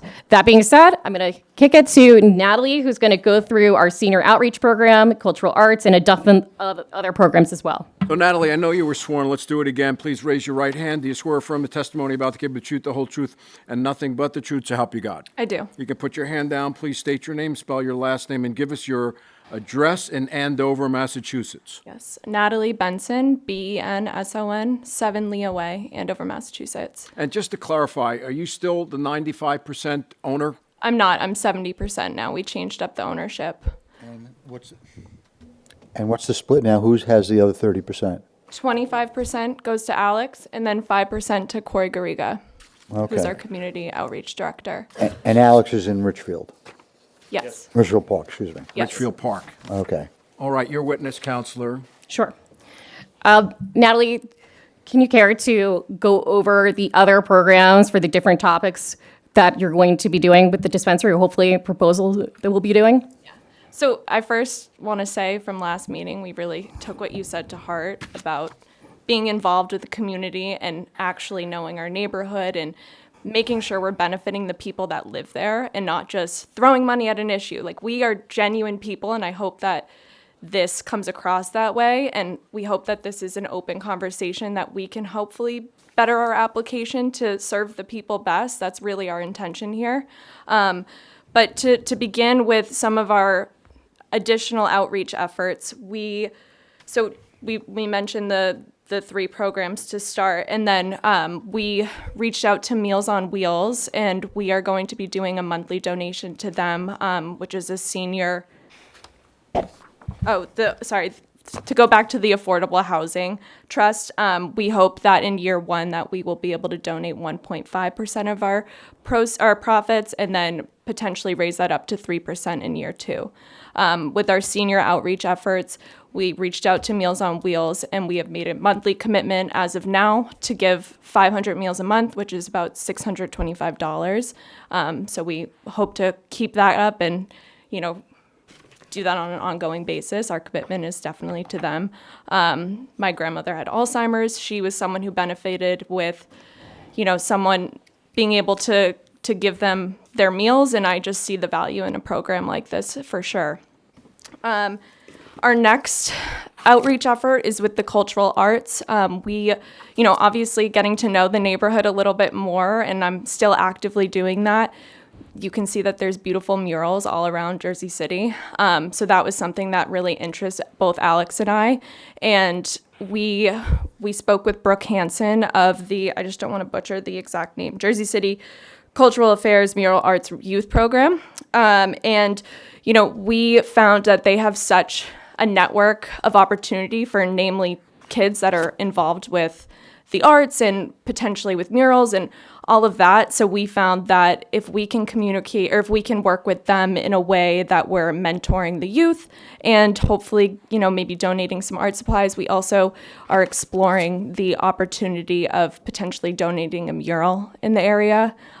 There's one mural in particular, it's called Community Consciousness, and I think it's on Pacific Avenue, and that just really resonated with me. I will say they had a Boston Red Sox hat in it, so it stuck out to me. But I think that consciousness and community consciousness is really of the times now, and I think it's something important to highlight. And then if you have any questions as I go through this, I just want to be efficient as possible. And then we go over to the Parks and Rec section of our community plan. Obviously, Berry Lane Park is in a pretty close distance to us, and that's something Alex and I have spent some time in this past couple of weeks. With that, we have spoken with the Friends of Berry Lane Park, namely June Jones and Jerome. I don't know his last name, but very nice guy. And we discussed the potential of helping them host a farmer's market. We've discussed how important it is to have affordable and accessible fresh produce for people of the community, namely accessible and affordable. Just because you think of farmer's market, you think that comes with, a little bit of a premium for the product, but we really hope that we can make this more accessible for people and that we can help provide some of the things that they'll need to get that off the ground within the same group of Parks and Recreation. We've talked to Safe Streets of Jersey City, and they have a Vision Zero, which is basically that 0 traffic deaths in Jersey City is the acceptable number. As someone who is always walking around, I always have dogs, I always am, perusing the streets. I think it's really important to make sure people are safe. And during this conversation, we had we spoke about the need for teaching people, children and adults, how to ride a bike, because a lot of people get around that way. There's city bikes all over the city, but if you don't know how to ride it, then it doesn't really do you much good. So on July 8th, with the proposed rain date of July 22nd, we hope to have a program with that, or an event with them where we are teaching people how to ride bikes. We'll have 3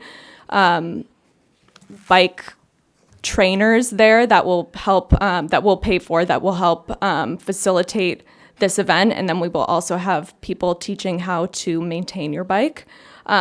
Just an interesting thing to do and to help people be aware of. And then for the next section, under this Parks and Rec section, actually, I know Alex touched on his involvement with the Little League, and we hope to get that off the ground. If you want to touch on that after, feel free. And then for our equitable business section, as Heather mentioned, we are still working with the Morris Canal Development Corporation. And I think we mentioned this last time, but as young entrepreneurs, we hope that we can, we recognize our privilege, and we hope that we can help give opportunity for others. So with that, we hope to host 2 seminars for young entrepreneurs. The first seminar would be to help with their finances and help them, figure out and navigate how to get your business off the ground. And then the second session would be someone who may have their finances all together, but may need help with the other paperwork and other logistics involved in getting your business off the ground. And then last one, for a personal passion project, and, hearing what you said last time about benefiting the community and really becoming a part of it. I'm an animal lover, always have been. And being near the Liberty Humane Society, we hope to have some involvement and also rotate them into our employee volunteer program as well. We've made donations to their wish list and hope to continue the relationship with them as well. That's great. Thank you. Questions from board members? And I apologize if we covered this at the last meeting, but to refresh my memory, Andrew, I'm going to mispronounce his name, Kudis? Yeah, that's close. Yeah. Okay. Explain to me, since he is on your certificate of formation, and also as as the tenant for retreat at 656, he signed it. So let's talk about that. Is that an answer to this? So this amends the members. Of the And formation? is there an updated lease that doesn't have his signature anymore?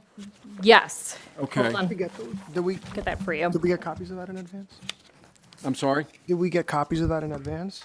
It No. should have I been only was sent have to you. last meeting. I have Make sure your mic's on. It was sent, but Yeah. there's a So lot I of have paperwork, I'm sure. The community outreach amendment. I have the amendment to the formation, but it still lists. Here you go. Are we looking at the same thing? This is what I got as an amendment. Yeah, no, that's fine. That eliminated Andrew Kudis, but apparently Andrew Kudis had signed the lease. And I'm guessing that changed somewhere along the lines. Take your time. Yeah, it's a good. It was an assignment. So he signed the lease and then signed it over to you. Did he assign it over to you as a sublease or a direct leasee? And Heather, you could probably answer that better than your client. I'm guessing it's almost, Sure. it is a legal issue or a legal question to some extent. Sure, it was assigned. So I have, if you want a copy of it, I have the assignment of lease and consent to the assignment as well. So it was already assigned to Natalie, and if you want a copy of it, I have it right here. So that was already established, and if you want to ask any questions of how that relationship, why it was approved and like what sort of changes, I'm more than happy to answer. Yeah, Natalie, why don't you tell us what Yes. happened to Andrew? And he was the president. Now he's not on the company's formation. And although he signed the lease, now he assigned it to you. Right. Okay. It was a coup, basically. I'm not sure what that even means.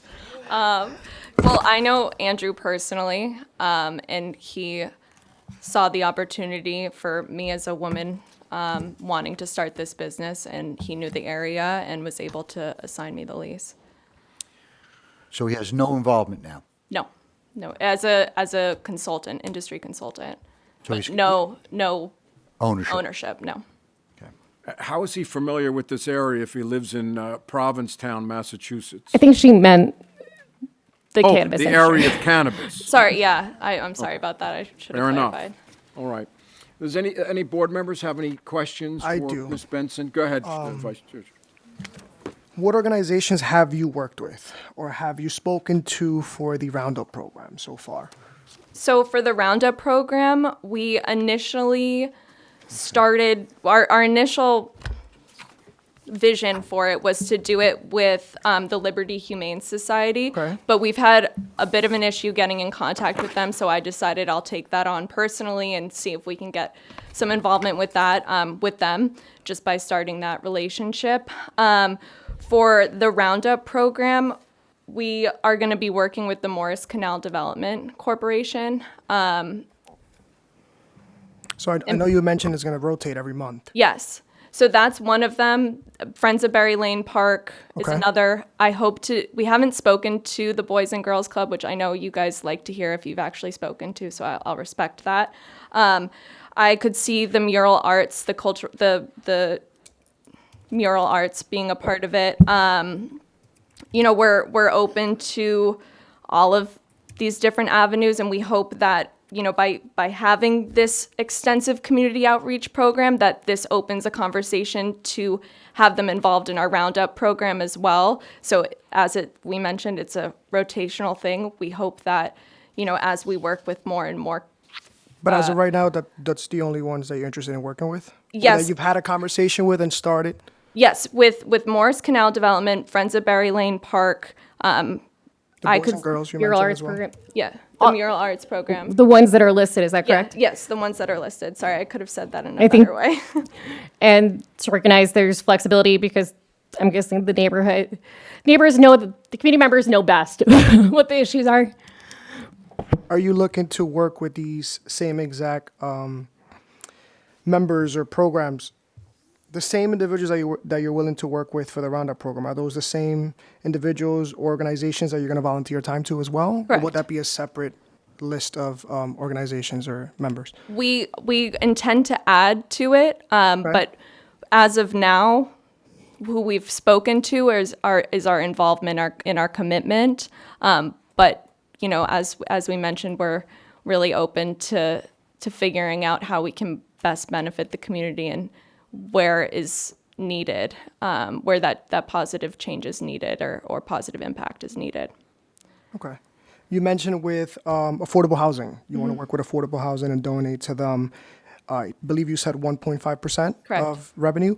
In the Is there first an year. Is there an MOU or is there? I'll answer this question.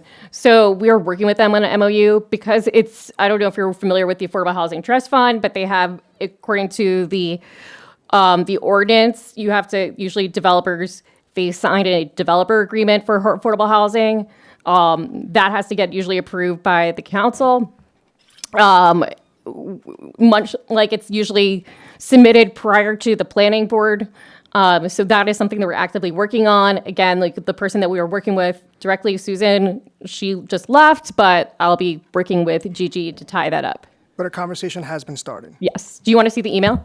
It would be great if you provide that to us. I mean, it And doesn't have to be clarify- right now, but Yeah, I have it. If you want it, I came prepared. And to clarify, that 1.5%, more likely than not, is profit, not gross. Yes, Correct? correct. Okay. And we will reevaluate that for year 2 and possibly increase it. I have one more question. Sure. Who will you partner up with for the workshops, or will you be hosting those yourself? For the seminars. entrepreneur, Yep. that's Morris Canal Development Okay. Corporation. Yep. Thank you. I'm going to pass it to the rest of. Since you're a 70% owner, Mm-hmm. you're in Massachusetts, who's the 24/7 contact? Alex and Corey. Okay, so that answers that question. Then my question to you is, as the 70% owner,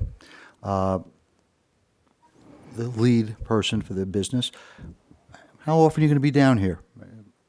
And that's a fair question. At this time, I'm, searching properties, and I plan on coming down as often as necessary. This is my main focus. I have a huge commitment to this. I can't tell you point blank I'm going to be living here in the next month, but I do have a commitment to running this business, and I know that I can do so either if it's from afar and overseeing this and overseeing what needs to be done and coming in person when it's needed, or having a place here and being here when I need to be. But I can tell you right now, my commitment is this business, and I will be here when it is needed. All right, any other questions from board members? All right, I just want to pass this along to the rest of the board members. All right, any Is additional? is this a copy for us, or is that Yeah. you? Oh, I made copies of different emails. I have one from Brooke Hanson too, just in case. I learned my lesson from last time. Are there any additional witnesses, or is that the conclusion of the testimony? I'd like to bring up Jerome from, Well, is that a comment, or is he a witness? I mean, is he just going to say, we love the application, we love everybody here, et cetera, et cetera? well, Or is it? he's a representative for the Friends of Berry Lane Park as well as the Morris Canal. If you want to have him now or afterwards, just, that's the board decision. Appears up, it'll be a public comment. Okay, thank you. So, barring the public comment, any additional witnesses? Hearing none, seeing none? All right. I'm going to open it up with the board's permission for public comment. You're limited to 3 minutes. Please come up to the microphone. All right, welcome, sir. Please raise your right hand. Do you swear or affirm the testimony about to give you the truth, the whole truth, and nothing but the truth, so help you God? Yes. You can put your hand down, turn the microphone on. Or maybe it is on, just talk into it, let's see. Yes. There we Is go. it on? Yes. Please state your name, spell your last name, and give us your address. Jerome Choice. My last name is spelled Choice. My address is 784 Ocean Avenue, and I am a board member of the Morris Canal CDC, and I'm also the president of the Friends of Berry Lane. All right, what would you like to tell the board about this application? Well, I would like for the board to consider this application and approve this application because they have been having a dialogue with our community and with our organization to see in which way they can enhance the community and the people that live in our community. At Berry Lane, we are trying to, at this point, to get a farmer's market so that we can bring fresh produce to the community because we really need it. And what they're trying to do is help us with volunteers and also to defer some of the cost for these farmers markets, because a lot of times in the farmers markets, the produce is so high, even for the community. Also, they're trying to help us as far as the Morris Canal CDC to help us to navigate with the community to make the community more financially aware of the things that are happening for as housing is concerned, and also to partner with us to see if they can do anything to make us do more affordability.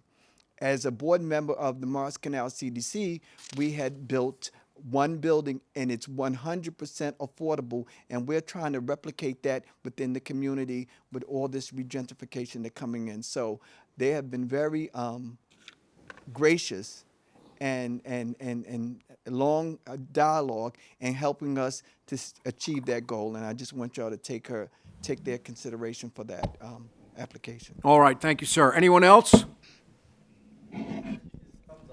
Yes, you can. And let the record reflect that Giordano's associate is here, and he's in full support of this application. Anyone else? Hearing none, seeing none.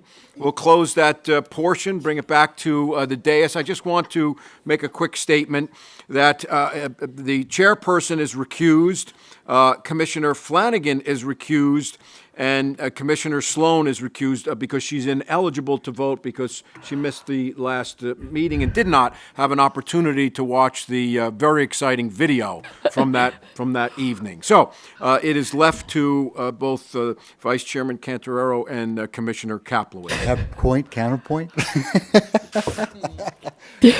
All right. Any comments, Jeff? You know something? They've corrected the issue regarding ownership that is more based in New Jersey. More importantly, they've reached out to the community and they actually had, a representative of the Morris Canal here supporting them. So I think they've met our objections from the last meeting. Okay. So I guess I'll make the motion. I make a motion to approve CCB 23-58 Retreat NJ LLC at 656 Grand Street. All right, is there a second? I'll second, but I do want to say that I would love for you to move here to Jersey City. Yep. If you really are committed to this business and to the success of the business, I would love for you to be here and not in a different state. MOUs are very important. And I do see that in the amendment that you submitted, there's different plans than what you originally had proposed to us in the previous meeting. I'm going to hold you to it. I will take that to heart. You guys will be back here. Yeah. No, I know. You guys will want a final approval, Yeah. or you're going to want to renew. Okay. And I took my notes, and I will really hold you to it. No, and I appreciate you taking the time and hearing us Right. out. It really means a lot. And we're here for an open conversation. And I hear you and I understand. I think you've seen how how we've been with the other applicants. So I'm going to hold you to that same standard. Okay, will do. All right? Thank you. Take the vote. I'll jump into roll call. Vice Chairman Cantorero? Aye. And Commissioner Kaplowitz? I will agree with the vice chair. You can only succeed in a business if you're 100% involved. And you have to be here for that. Otherwise, agree. it will fail. Mhm. I voted yes. Motion carries. Best of luck. Congratulations. Thank you. We're going to take a 5-minute break. You can get set up, Mr. Neal, if you want. On the next application would CCB 23-41 MEMS Dank World, but the board will be back in a couple minutes. Oh, sorry. My mistake. I apologize. I'm sorry. CCB 23-61 Art Dispensary is up next. Just give the board 5 minutes, but you can get squared away, get your paperwork. Should we give them a heads up that we're going to be asking?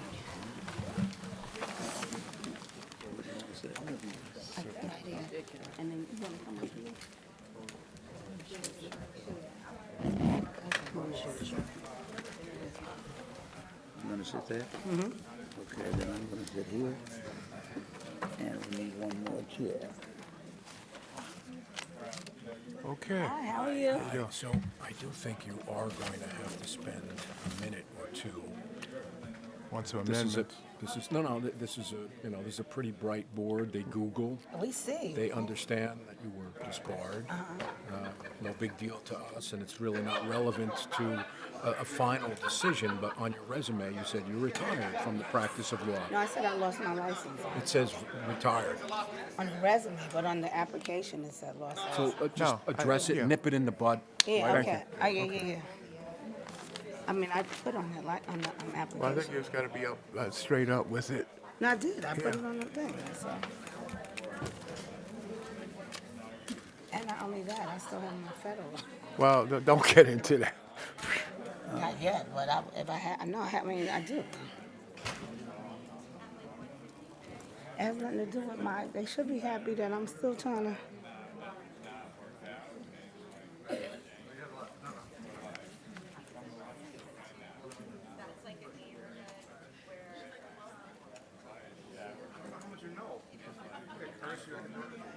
Quite a setup here, huh? Mm-hmm.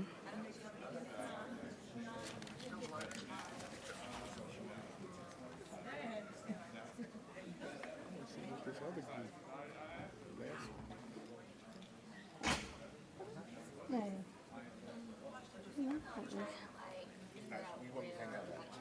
Right back with her so we can,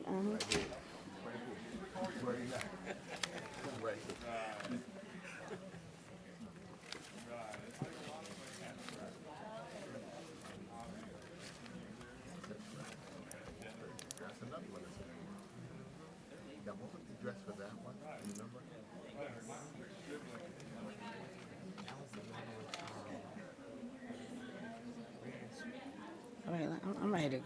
When I get ready, I'm ready. Like, let's go. Because I don't even understand.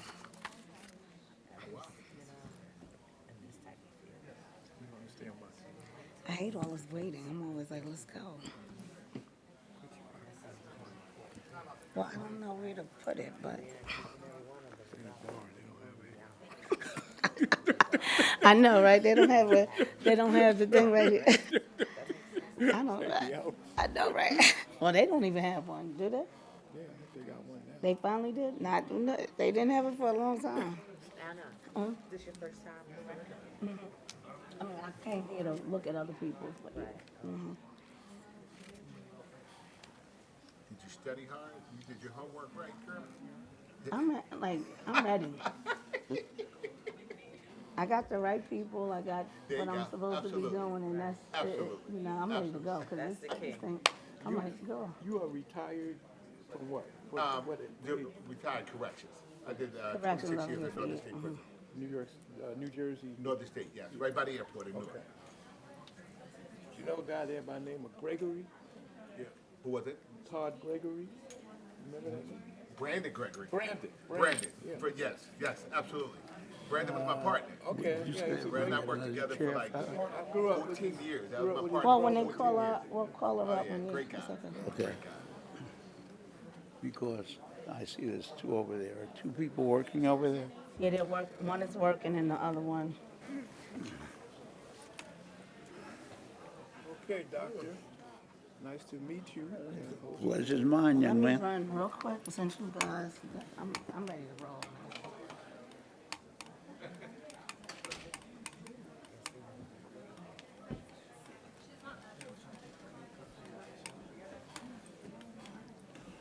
Where you from? From Englewood. You're from Englewood. County. It's the town where the mayor wants cannabis and the council doesn't for now. Well, that's very interesting. For now. Well, but they don't have a cannabis board. They just have the council, right? They opted out and they have not opted in. Well, that's Englewood politics is a whole nother. Yeah, undoubtedly. Englewood.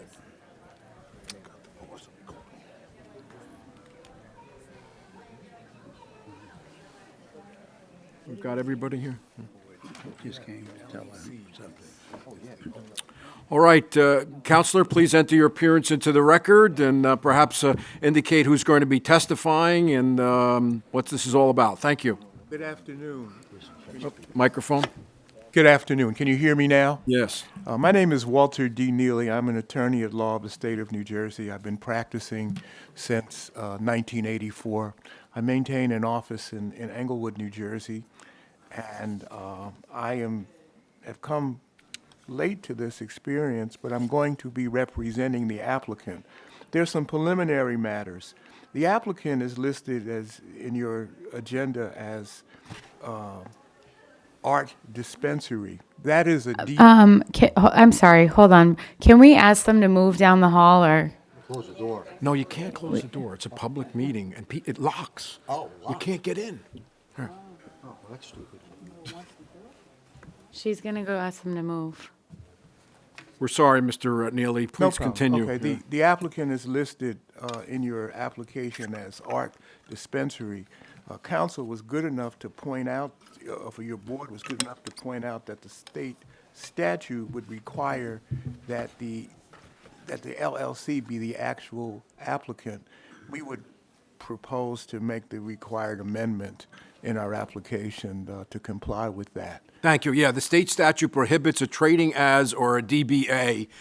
So we'll go with Art 44 Co. LLC as the applicant, and so amend the application to that name.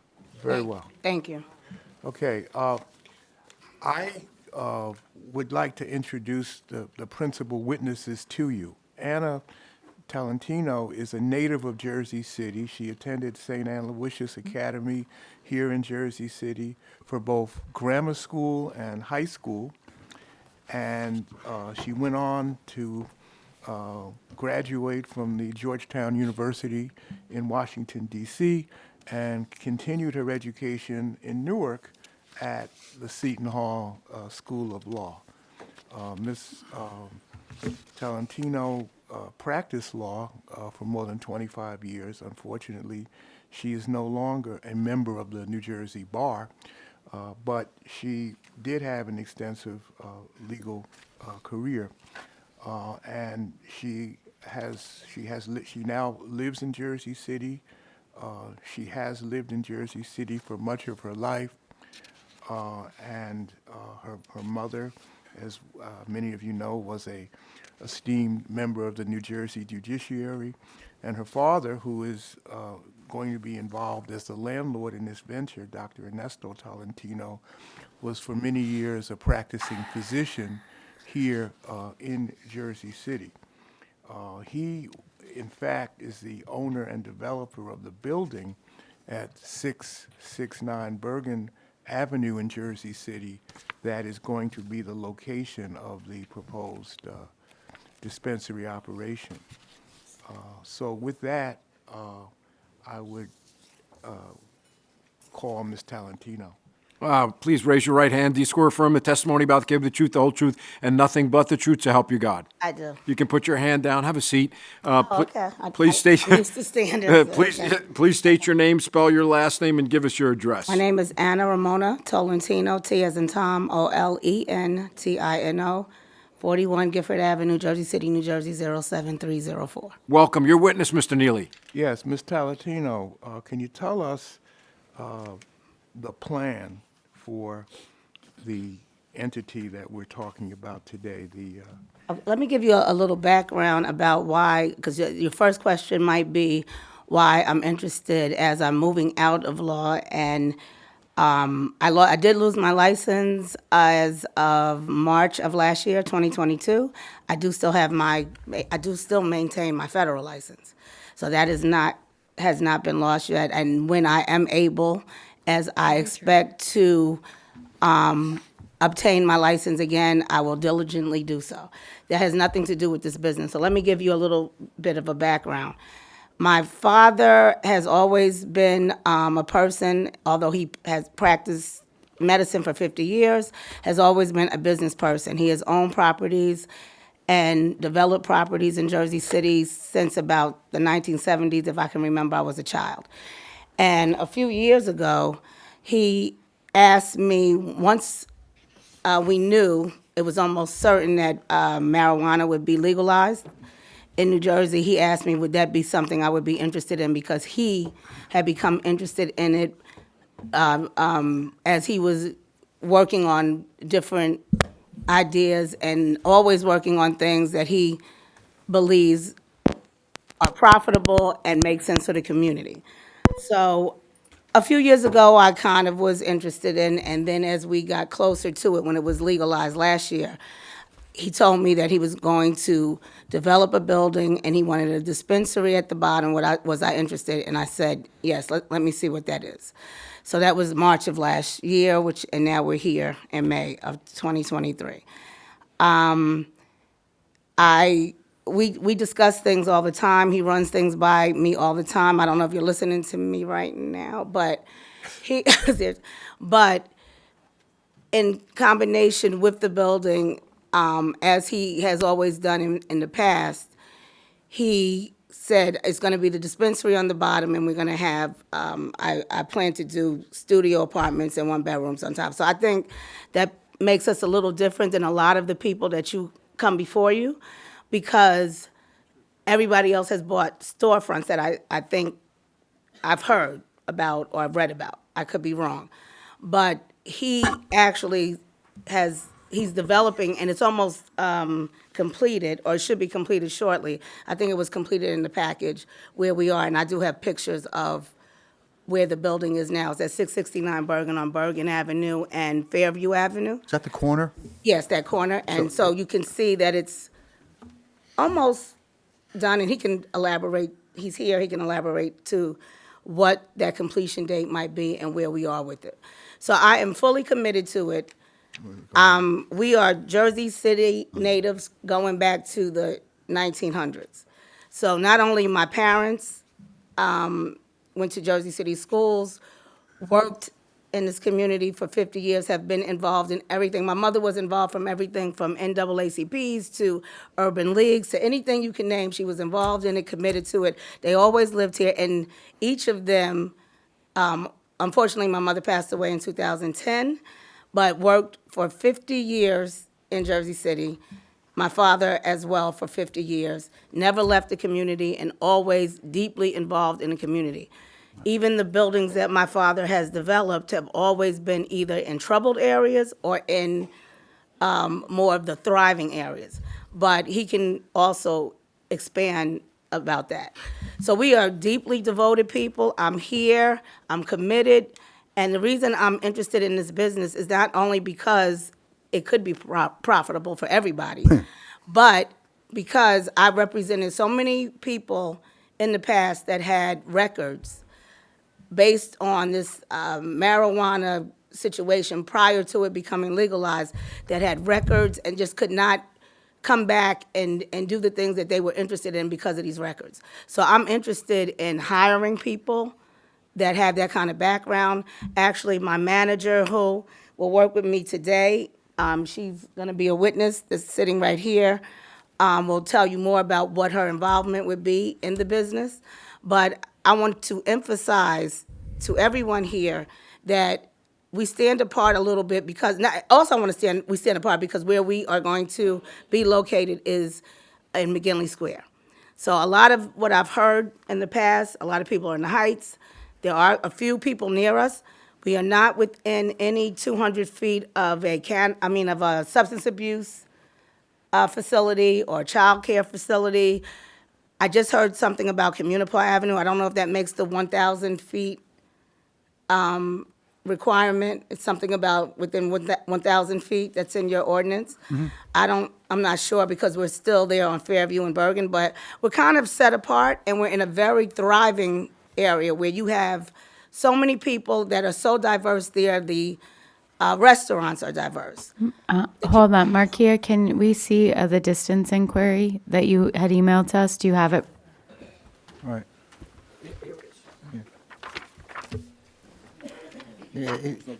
From Communipaw area, it's over 1,000 feet. I think it's over, it would be over 1,000. Absolutely.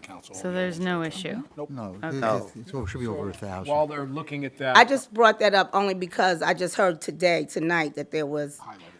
And just a point of inquiry, isn't that another one of the, is it on, no, it's not on Communipaw, it's No, on Quinn Street, the other. I thought it was on Right? Communipaw. The one. No, that's two separate issues. So we just asked them to show us that there's not an issue with distance. Okay, So so- they just showed us that there's not an issue. The question, Commissioner Flanagan, if you would like to ask your question. So I just recall, Dr. Tolentino, you were here in the past, and so you are the landlord of another dispensary, correct? Location of another, it hasn't been totally approved yet. Okay. I don't remember which location was that. 746 Grand The Street. old post office. Oh, yes, okay. That's not the Right. post office. It's the accessory to the post office. Oh, an accessory to the post office. But yes, you were here and spoke in favor of that application, correct? Absolutely. And so are they aware that you, as their landlord, are now opening your own cannabis dispensary? Absolutely. Well, I'm the owner. He's the. Landlord. I'm going to be the owner, and I'm going to run everything from A to Z. Okay. So it's not There's no He's not the prohibition. owner. He's the person developing You've it. asked other people in the past? 100%. No, I mean, can a landlord have more than a couple of buildings and have cannabis in each? There's no prohibition. Sure, as long as he doesn't own a percentage of each one. Got it. I'm the 100% owner, and I submitted the documents. We had to amend documents to show that I'm 100% owner. And when I tell you I'm committed to it, because I wouldn't, otherwise I'd be doing something else. So I'm here to say that not only are we all committed to it, my father is deeply interested and always giving back to the community. He's always been here, he's always worked with the community. He was a doctor for over 50 years here and served the community. I was a lawyer, and most of my clients were here in Hudson County. If I obtain my license again, which I plan to, believe me, I would be fighting for that, I would still work here in the community. So there's no issue for me with that, and I'm okay, because I was ready to retire anyway, but now that I'm fighting for it, then I'll probably practice if I had to. So, hold on, along those lines. I mean, I noticed, much like Mr. Neely, that you handled criminal cases. You were a pool 20-something attorney. years, yeah. Yeah, for the state of New Jersey, the Public Defender's Office in Bergen, Essex, Hudson, and more. All of So them. is it fair to say you've probably represented a couple hundred criminals? More than 100? Defendants, I don't want to say criminals. Let her finish. Let her finish. Way more than 100. Let counsel finish. Yeah, we're going beyond 100. Let counsel finish. Oh, I thought you were saying me. Okay, I'm sorry. I'm sorry. Go ahead, I was finished. No, I've represented way more than 100 in several counties, and a lot of it was in Hudson County. And that's why I'm bringing back that point again, that I represented people that had records that would have not had records, but for this new marijuana. I guess it was. I guess they just changed the law so that a lot of these people would not have had records anyway.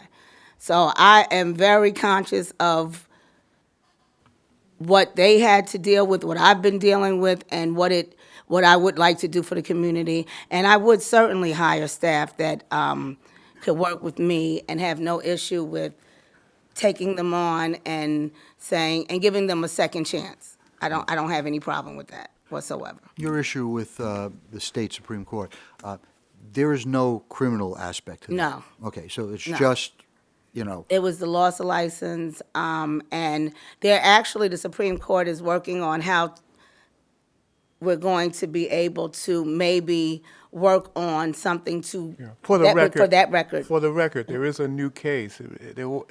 For many years, disbarment in New Jersey was permanent, unreversible. There's a new case, State versus Wade, Right. or Henry Wade, which suggests that there may be a path. Like in I think almost every other state has a path for readmission of disbarred lawyers. And I would add to... William Jefferson Clinton was disbarred by the state of Arkansas and can be readmitted. Well, I'm assuming that has nothing to do with you. No, not that one. And, No. there are, at the state level, when it comes to the CRC's licensing of cannabis licenses, there are crimes that would make you ineligible. However, if you could show rehabilitation, those ineligible crimes go away. And not only that, and to piggyback off of what you just said, again, the reason that I have decided to work along with my father in this particular business has nothing to do with the loss of license. It was something that I had already contemplated leaving the area of the law anyway. I did it 25 years, and I was ready to move on. And this is a business opportunity that he brought to me way before I even lost the license. And I just think it was timing. Yeah, just a point of inquiry. I'm just confused because you said that you're a 100% owner, but you continue to share with us that you're working. I thought he's simply your landlord. He is, but Okay. when I say that, because you're asking me a question that needs to be answered. When I say that, he's the landlord, he's my father. So anything that I'm dealing with as far as the business, I bring to him for his ideas. He's been in business not only as a doctor, but for many years as a developer. So if I'm doing a business now, there's something new to me, I am going to run it by my father. But I'm going to make all of the final decisions. But for the record, I think it's clear that Ms. Talentino is 100% owner, and the doctor's interest is only as the landlord. Right. Well, And there's no profit that's being shared. It doesn't Right. matter, to Commissioner Flanagan's point. I got a micro cultivation license for my wife. I want nothing to do with that business, but the state required that I submit a personal disclosure, even though I don't own any percentage of that business. And that's the same here. So let's move on from this conversation, sort Okay. of change gears. So talk us through your sort of social impact plan and your intention as far as the community. Just given where your location is and that you are a native of the city, a daughter of the city, and just have such a long history. I would be very involved, which I already am, and support all of the businesses. I would definitely, if there's I don't know if there's a association now, but if there isn't, I would start one, right in that McGinley Square area, so we can all get to know each other and see how we can support one another. So I'm very committed to support and giving back. So, hold on. What have you done? Who have you reached out to in the McGinley Square neighborhood and the area? Because I always focus on the community outreach and impact, because that is one of the things that the ordinance states we are supposed to ask questions about, and that is something that's critically important. So I know you said if there is an association, but from my reference, I know there's a special improvement district in McGinley Square. Stacy, you may know of other organizations. I mean, there's a significant amount in McKinley Square, so it'd be interesting to hear. Right there is some housing. Yeah. There was I mean, nothing specific, yeah. which Right, is why so- I asked. Yeah. In your application, simply said there was nothing specific that spoke to your intention about community engagement, impact, or any of those things. So that's why. And we're here to hear about what you've done and what you plan to do. So to me, it's a bit concerning to say you don't even know if there's an association in the neighborhood in which you're opening your cannabis business. Well, respectfully, we may request that we table the final consideration of this and perhaps come back, as others have done, and provide evidence to the board. Are you making that motion? Well, I need to Well, speak he with can't, my- Oh. that's a If that- request. no, He if can't that's make ne- a if that's motion. Right, well, necessary. I apologize. He'll be No, out no, there. no, if that's That's a necessary, request. because as a part of the application that I worked very diligently on and trying to, I had to cure deficiencies for some time, which I worked on. I was not aware of having to reach out to the associations and the boards that might be in place already. I may have missed that part. I'm not saying that I didn't. I'm not saying that it wasn't. So what we're supposed to evaluate on is community impact and outreach. I'll tell you exactly. Community impact and outreach input, the number of cannabis establishments within close proximity, hiring practices employed by the applicant, the residency of all applicants and owners, your commitment to diversity and inclusion best practices, and your safety and security plans. And then we are supposed to give preference to minorities, women, and disabled veteran-owned cannabis businesses. So right in the ordinance, it says the first factor that this board is supposed to weigh is community impact and outreach input. So, and that's the impact that you are going to have on the community in which you're opening your business. And I say this all the time, but my fear is the community doesn't know this is happening, and we're approving things without hearing from the community, and then we get the backlash on the other end. And also, you've been here for the whole meeting. The first couple of applications, that wasn't their first visit here. And it was an extensive conversation regarding their meeting and input with the local groups. So I agree with Courtney. There was nothing about social impact, but I also didn't really see much about your hiring plans, how you were going to help those who have been adversely impacted by the war on drugs. I didn't see anything about expungements.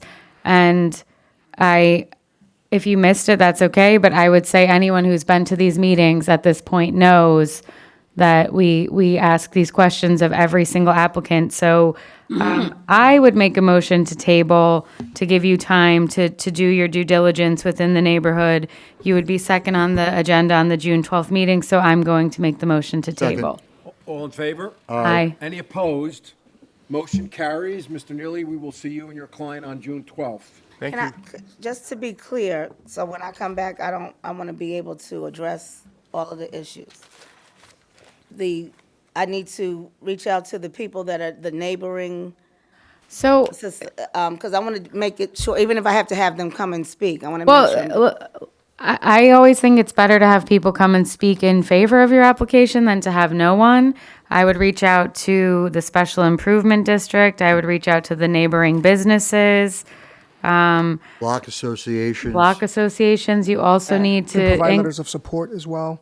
we need you to include your hiring practices in your application, something about your commitment to diversity and inclusion, your hiring plan. There was none of that in the application. So that's what this board is supposed to review. I So actually submitted, it was in supporting documents, it's not just the application, no? No, it was very vague. Yeah. Okay. I think we It understand. is Yeah. kind It of a wasn't- boilerplate. Yeah. if you have questions or you need a copy of the ordinance, you can request that from the CCB. I do have it, but I thought that I had submitted additional supporting documents, but I'll do, and then what about the people, the witnesses that are here now? Can they speak, or do they need to come back? Well, I think it probably would make sense that we just. Well, if you want, if they're here, they can speak, I I- guess. Can they do that, Ron? It's up to, It's it's up a- to council. It's your application. Why don't you confer with Mr. Neely here? Okay. There is a comment I'd like to make. We didn't swear you in yet. Okay. He remains wanna be- sworn That's- from his previous we'll hold visit. it. No, you've got a motion. Let's carry it. We'll see you Okay. all on June 12th. Okay, thank you. Thank you very Okay. much. Thank you, guys. Favor. Do we vote? Yeah, we did it. All right, CCB 23-41. No, this is the one that had the guy that got in trouble, Yeah, indicted. and now he's gone. He's gone, yeah. Mims, Dank World. Wait a minute. Right. Who got indicted? You know the attorney. Oh, right. Right, what am I He was the saying? attorney for this one. Yeah, that's right. Not anymore. Not anymore. Smart move.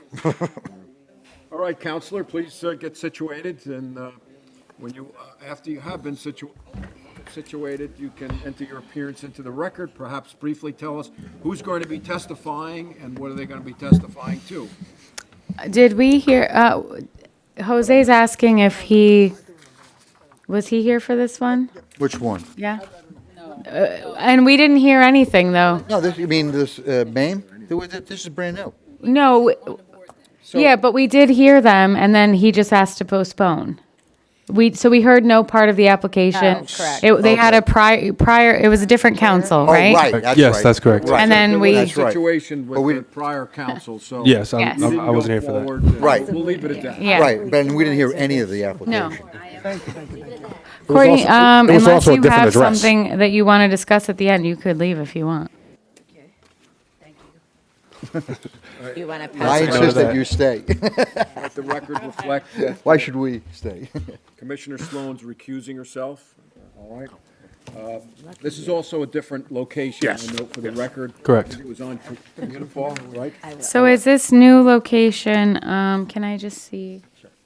No, do you have that? Counsel, why don't- let's- 1702 Kennedy. Let's get you Correct, to enter your- 1704. Enter your appearance into the record. Just give It's us in a brief Greenville. overview. By Danforth Avenue. Okay. Good evening. My name is Rodney Nelson. I'm an associate at the law firm of Bressler, Amory, and Ross, PC. I'm here today representing Mimi Wiggins and Mimi's Dank World. Mimi Wiggins is proposing to open a Class 5 micro dispensary located at 1704 Kennedy Boulevard. Mimi's chosen location is in an RC2 zone, residential commercial. Mimi has received a conditional approval from the NJCRC. She is a certified women minority-owned business, 100% owned, local Jersey City resident. And I just want to note that as of now, there have only been 3 proposed locations in Ward A, all of which are more than 1,000 feet away, about 8 blocks north and 8 blocks south. With that, I would like to swear in my first witness, Mimi Wiggins. Before you do that, Counselor, I just want to make sure in your application, there was a comment made about a consumption lounge on site. So that's not part of this application? Correct. No, that should have been removed. Okay. But you do intend to come forward with consumption lounge down the line, or you're bifurcating the application, though? After, Yes is checked for consumption lounge. Maybe that was an error? yes. Yes, that was an error. So you don't have any intentions in the future to apply for a consumption lounge? After we get open and established as the dispensary. All right, you'd have to come back to the board for that. Yes. Okay. Correct. But this application is just for the retail component? Correct. Yes, absolutely. And it's a class 5, it's not a micro, or it A is? class 5 micro, yes. Micro, My apologies. okay.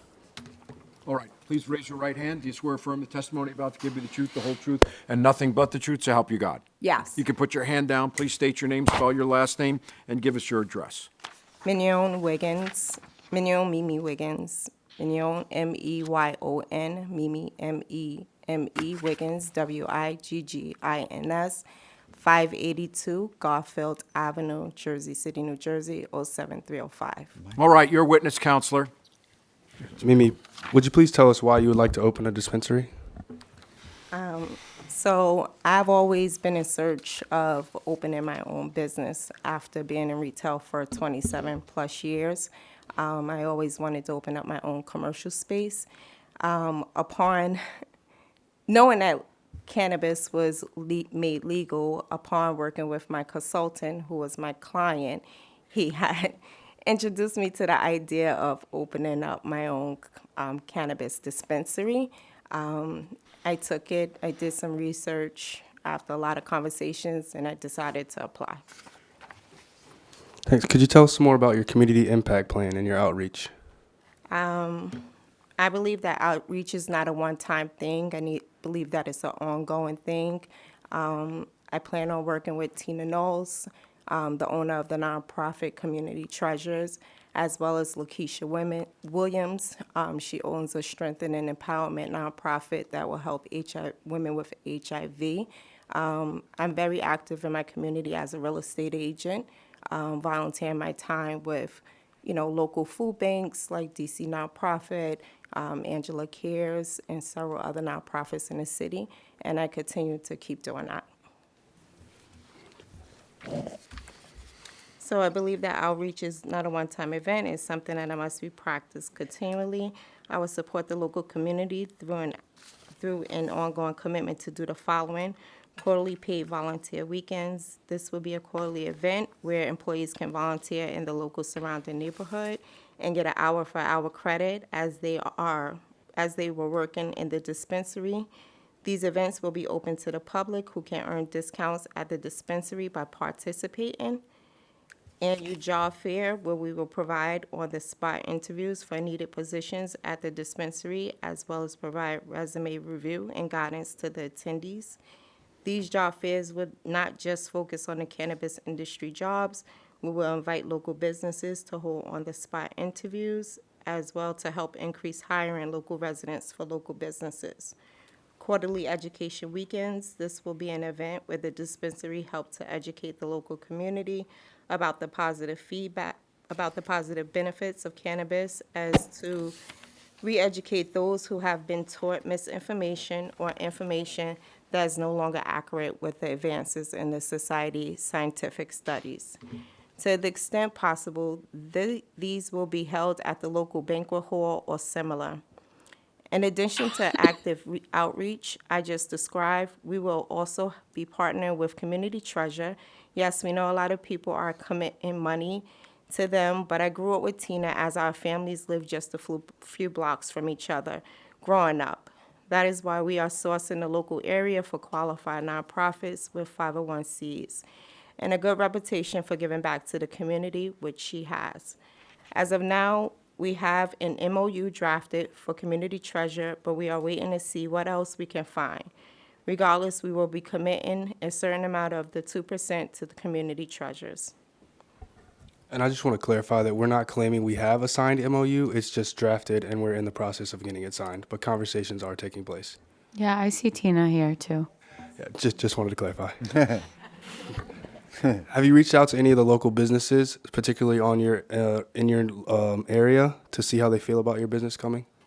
Yes, I spoke to over 8 businesses in the area, and conversations were all positive. We have a town hall scheduled for May 27 to allow local residents and business owners to express any concerns or support, etc. I've spoken to Mr. John, who lives 2 doors away, Mr. Lopez, who lives right next door. I've spoken with council members Denise Ridley and Mr. Gilmore. I've spoken to them both. They also had a positive impact in our community, which I would like to follow in their footsteps. I had the pleasure to speak to Isaac, who works at the Original Barbershop right across the street, Miss Patricia, who owns the event space across the street, Mr. Wright. He owns the local Taekwondo space, Universal Warrior Mixed Martial Arts. Denise, who is a car dealership manager. Pierre, who owns a car dealership right on the following corner. AJ, who family owns Patricia Insurance Agency. Zola owns Jocelyn Unisex and Salon. And Debbie, who owns the flower shop, Intimates Florist, with her husband. Right on the corner, El Patron Restaurant is owned by Sylvania and his wife. And they also give us their support, as well as the staff of Vincent's Pizzeria gives us their support, as well as Ledge Management, my own landlord. Thank you. Can you please tell us about your hiring plans? Hiring practices of applicant.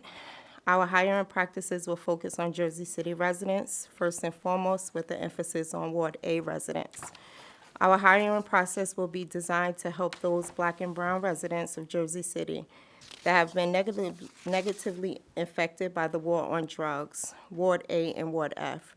We're some of the most over-policed wards of Jersey City. We will partner with the Office of Diversity and Inclusion as a source to fulfill positions. We are committed to offering a living wage to all our employees, hourly and salaried. We forecast a minimum of $20 an hour for hourly employees and salary employees making $40 to $50K a year. We are committed to promoting from within the company as much as possible. Current employees will be given the first access to job openings at the dispensary. Thank you. So you touched briefly on helping those affected negatively by the war on drugs. Could you tell us a little bit more about your commitment to diversity and inclusion?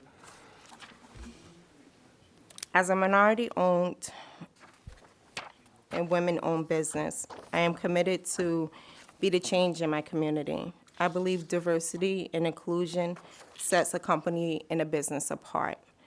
I believe with that, it speaks to how open you are to growth with people from different backgrounds and walks of life. It experiences and perspective, working together for the one common goal.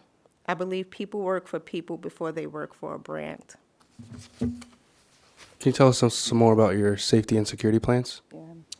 We will have an armed guard at the front door near the reception desk, as well as another unarmed guard inside the shopping space, 24/7 high-resolution video and audio recordings to be made available to the police in the event they need it. Third-party security alarm system monitoring 24/7, 365 days a week. Strategically place panic buttons throughout the location. Motion and brake glass detectors that send automatic alerts to the third-party monitoring system. Double buzzer doors to access secure areas. We will work directly with the local police department to ensure that we maintain a good working relationship, as well as to ensure any suggestions or feedback with the local police department has about safety in the community are heard and implemented to the extent possible. So you're the 24-hour contact? Yes. And this next question is very important for Jeff. How do you feel about restaurant buzzers? I love them. Oh, so does Jeff. I told her that. Absolutely. Nothing like a good buzz. Yeah. I second that motion. So at this point, I think we'd like to open up to the board if they have any questions. Okay. Well, your attorney definitely listened because he's asking all the questions in order of all the things we complained about in all of the other applications. So kudos to you. Somebody understood the assignment. Thank you. I'll tell my supervising partner. I will say, one thing, I read through One thing I read through your application, which I really appreciate, which we haven't heard from anybody else, is that you're going to provide your employees continuing education, even if it's not related to cannabis. Yes. Kudos to you. Thank you. Yes, we are. Yes, I believe in that. Any other questions for this witness from the board? I don't think we touched on expungements and how you're going to help those who were adversely impacted by the war on drugs. Do you plan to do expungements, or do you have something else in mind? I feel like at this point, anyone who wants to get expunged in Jersey City should be able to find a way. But Right, oh, yeah. Yeah, so we haven't finalized our expungement plan, but we do know that that's a big key and part of this. And so we are working towards putting something final together, but that is on our radar, absolutely. okay, and MOUs. You said you're working with Tina Knowles, who is here to speak. And you mentioned another organization. Which one was that? Yeah, she's not here. It's Lakeisha Smith. Oh, and you Williams. said women with HIV. Yes. Okay. Housing for women with HIV. Anything else from the board members? We covered security. We talked about diversity and inclusion. She is a Jersey City resident, born and raised. Yes. So that certainly meets. And her priority is employing Jersey City residents first. You've spoke to. And she said Jersey City residents of Ward A and Ward F, right? Yes. Yep. She spoke to the neighbors. I did speak to Patron the Restaurant, neighbors. Original Barbershop. I heard that as well. so Yeah, that she was knew good. them all by name. And Oh, the yeah. names of the owners. Right. She's been putting in the hard work, I can tell. Oh, yeah. Sylvia and Yunus Isaac, so it's good. Impressive. Where have you been, all of where were you? Where were you when we were fighting? Right. You want to be a mentor? Right, exactly. You know, you can I have your own walk in seminars. with really high blood pressure, and then it's. Stacy's been waiting for you since she got on the board. I'm here. But, I really appreciate like group volunteering. And so I know how much work Tina has already for you in your quarterly volunteer efforts. And I think that's also like a really important professional development activity for staff. And so I think you're putting a lot in your staff, and I think that's the kind of business we want in our community. So like not only the education, but like furthering their career and not be afraid of their growth outside of cannabis was like pretty key for me. Yeah, I echo what Commissioner Flanagan said, but also I think that's one of the things that a lot of these applicants are missing, right? $10,000 to any organization is not making a meaningful impact. Right. Actually doing the work in the communities and volunteering is what makes a difference. Agreed. Like these small dollar donations are not, at least not what I foresaw as making a positive impact on a community. Absolutely. I mean, there's so much that can be done in Jersey City, and there's so many great organizations who need manpower and people to get their hands dirty and actually do the work, not just give them the money. So I love when applications come in front of us and also say they're going to empower their employees to do that, because people have to learn from somebody as well. Like not everybody knows how to just get involved in the community, so they need a leader to show them and to do it with them. So I think that means a lot. Agreed. So, Counselor, I'm not going to tell you how to conduct the application, but it feels as though the board is somewhat enamored Yeah, with I don't your want to talk client, myself and out of a win. I'm not so sure you need another witness. We're required to open it up to the public. I don't think we need to hear from anybody, but they certainly. Here. Way. Absolutely. Tina I'd wants love to to get Tina talk. up here. Tina, So- yes, come on, Tina. So are we now going to just? No, we're going to make a motion to open the public hearing. Are there any questions for the application? No, motion. Anyone opposed? Okay, let Tina have her time. Please raise your right hand. Do you swear affirm the testimony about to give me the truth, the whole truth, and nothing but the truth to help you God? Yes, I do. Put your hand down. Turn the microphone on. Please state your name, spell your last name, and give us your address. Tina, and the last name is Nalls, Knowles, 450 Martin Luther King Drive. What would you like to tell the board? I just appreciate what they doing as letting, the cannabis, the CBD to come in and look for organizations and nonprofit, because we have been out there in the community and we have been doing this on our own and out of our own pocket. And not even that, she been volunteer for me, been helping me out. She do real estate. Like I deal with, resource for people that have need apartments or TRA. I can call her. And that's the good thing about that connection of me being in the community, of who to reach out to and who not to reach out to for the help. So I definitely appreciate her calling me and asking me to be on board. And I love you, Stacey. All right, guys. Thank you. Thanks to you. It's a very rare occurrence that someone loves me, so we just all take it in. She's going to relish in that. As you should. And once again, we will take judicial notice that Hugh Giordano's associate is here and gives another. Yeah, he We love a two he thumbs gave up. us 2 thumbs up for Two this thumbs up. application. So with that, I make a motion to approve. Second. All right, all in favor? Aye. Aye. I just want to Congratulations. say, I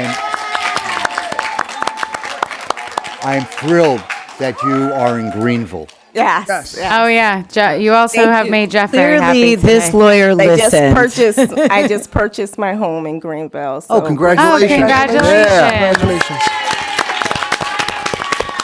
I wish you all the luck. Thank you very much. Thank you for your time. Thanks, everyone. All right, we've got. What was that? I missed that. What? I said Jeff can't wait to be off the board so he can frequent your store. If I want to go buy at one of these places, I didn't want to talk it out of the way. Of course you can. Of course you can. So, I printed them out already. Yeah. Thank you, though. Thank you. Okay, we're gonna everybody. If we just have to finish the board business, so if you want to talk, you just got to go into the hall. You don't have to go home, but you cannot stay in this room. You sound like we're back in college and we're at a party. You Yeah. don't have to go home, but you got to get out. Lights are on and Sweet Caroline is playing. That was an enjoyable application. Yeah, that was. Okay, Courtney's still here. So Courtney, can we have you come up to vote? Oh, I thought she left. I did She was too. like, I want to leave now. I want She couldn't vote on the first 3. She can only vote on the 1. Okay. So So let's do the one Courtney can vote on first, so she can leave. I just have a question to ask. We did release you, but now we Is want you it back. out of bounds to ask so beautiful. legal to come to talk to us in an executive session about their the amendments that they're going to suggest to the council? You can You can ask, They but may- I they do may not think that decline. Peter Baker I is love going her. to do that. I just don't see it happening. Well, I helped her. And you my know. thinking on this is he's not experiencing anything that we're I going know, but through. we wrote a letter, and their ordinance, they took into consideration everything we suggested, and then they spoke to the council. So you will get to see the draft. You can share your feedback, just as any board member can do. But I don't foresee them. They're trying to do it quickly so that the moratorium could hopefully be for a shorter period of time. Could I see a draft of the letter that you guys You recommend? got a copy of the And I letter. apologize, I misplaced it.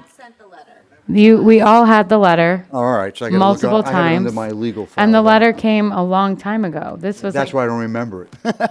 but you'll see Seemed a like- copy of the draft, and then if you have feedback or suggestions, you're welcome to give them. But Maynard can attest to the fact that I am not in these meetings, right, Maynard? I'm not hiding any information. I'm not suggesting you are. I'm not concealing anything. They have said if they want more feedback from the CCB, they will come to the CCB. That was the guidance that was given, correct, Maynard? And they're working very hard to make it legally correct and address all the concerns that the board has expressed. All right. Yes. Okay. so if Okay, we could, let's go. Yes, If we please. could go, I'm going to have to take a little time on this. I'm sorry. This was a motion to deny High Okay. Life sales. I need a motion to memorialize followed by a second. Motion. Second. All right. Everyone actually voted on this one to deny. So all in favor of the motion? Aye. All right. So this one is memorialized. The next one, Jeff, you're not eligible because you felt the green ashram should indeed have not been denied. So Okay. this was a motion to deny the green ashram. I need a motion to memorialize. Motion. Followed by a second. Second. All right. Chairperson Bunny, even though you abstained, you can still vote on. Oh, then the memorialize. That's fine. That's all it is. Okay, memorialize. Vice Chair Cantorero. Aye. Commissioner Flanagan. Aye.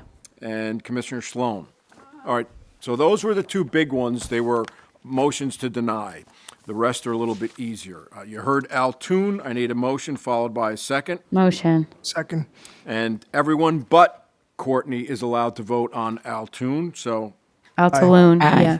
All right, motion is memorialized, or I should say the resolution is memorialized. Retreat, New Jersey. Brittany recused, Stacy recused, Courtney recused. So I need a motion. Motion. Second. And Vice Chair Cantorero. Aye. And Commissioner Kaplowitz. Aye. That is now memorialized. We have Garden on Summit. Can't vote on this because you voted no. So I need a motion followed Motion. by. Second. All right, Vice Chair Cantorero. Aye. Why don't I have anything here for Stacy? I'm sorry. Oh, I abstained. You abstained on Garden on Summit? Yes. Okay, I don't know how I.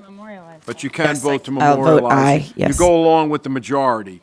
Okay, thank you. That is memorialized. Did I miss anything? We're going pretty fast. The one we just did right now. Oh, no. The last one. Oh, MEMS, thank you. Mimi's Dank World. Mimi's, thank you. Motion.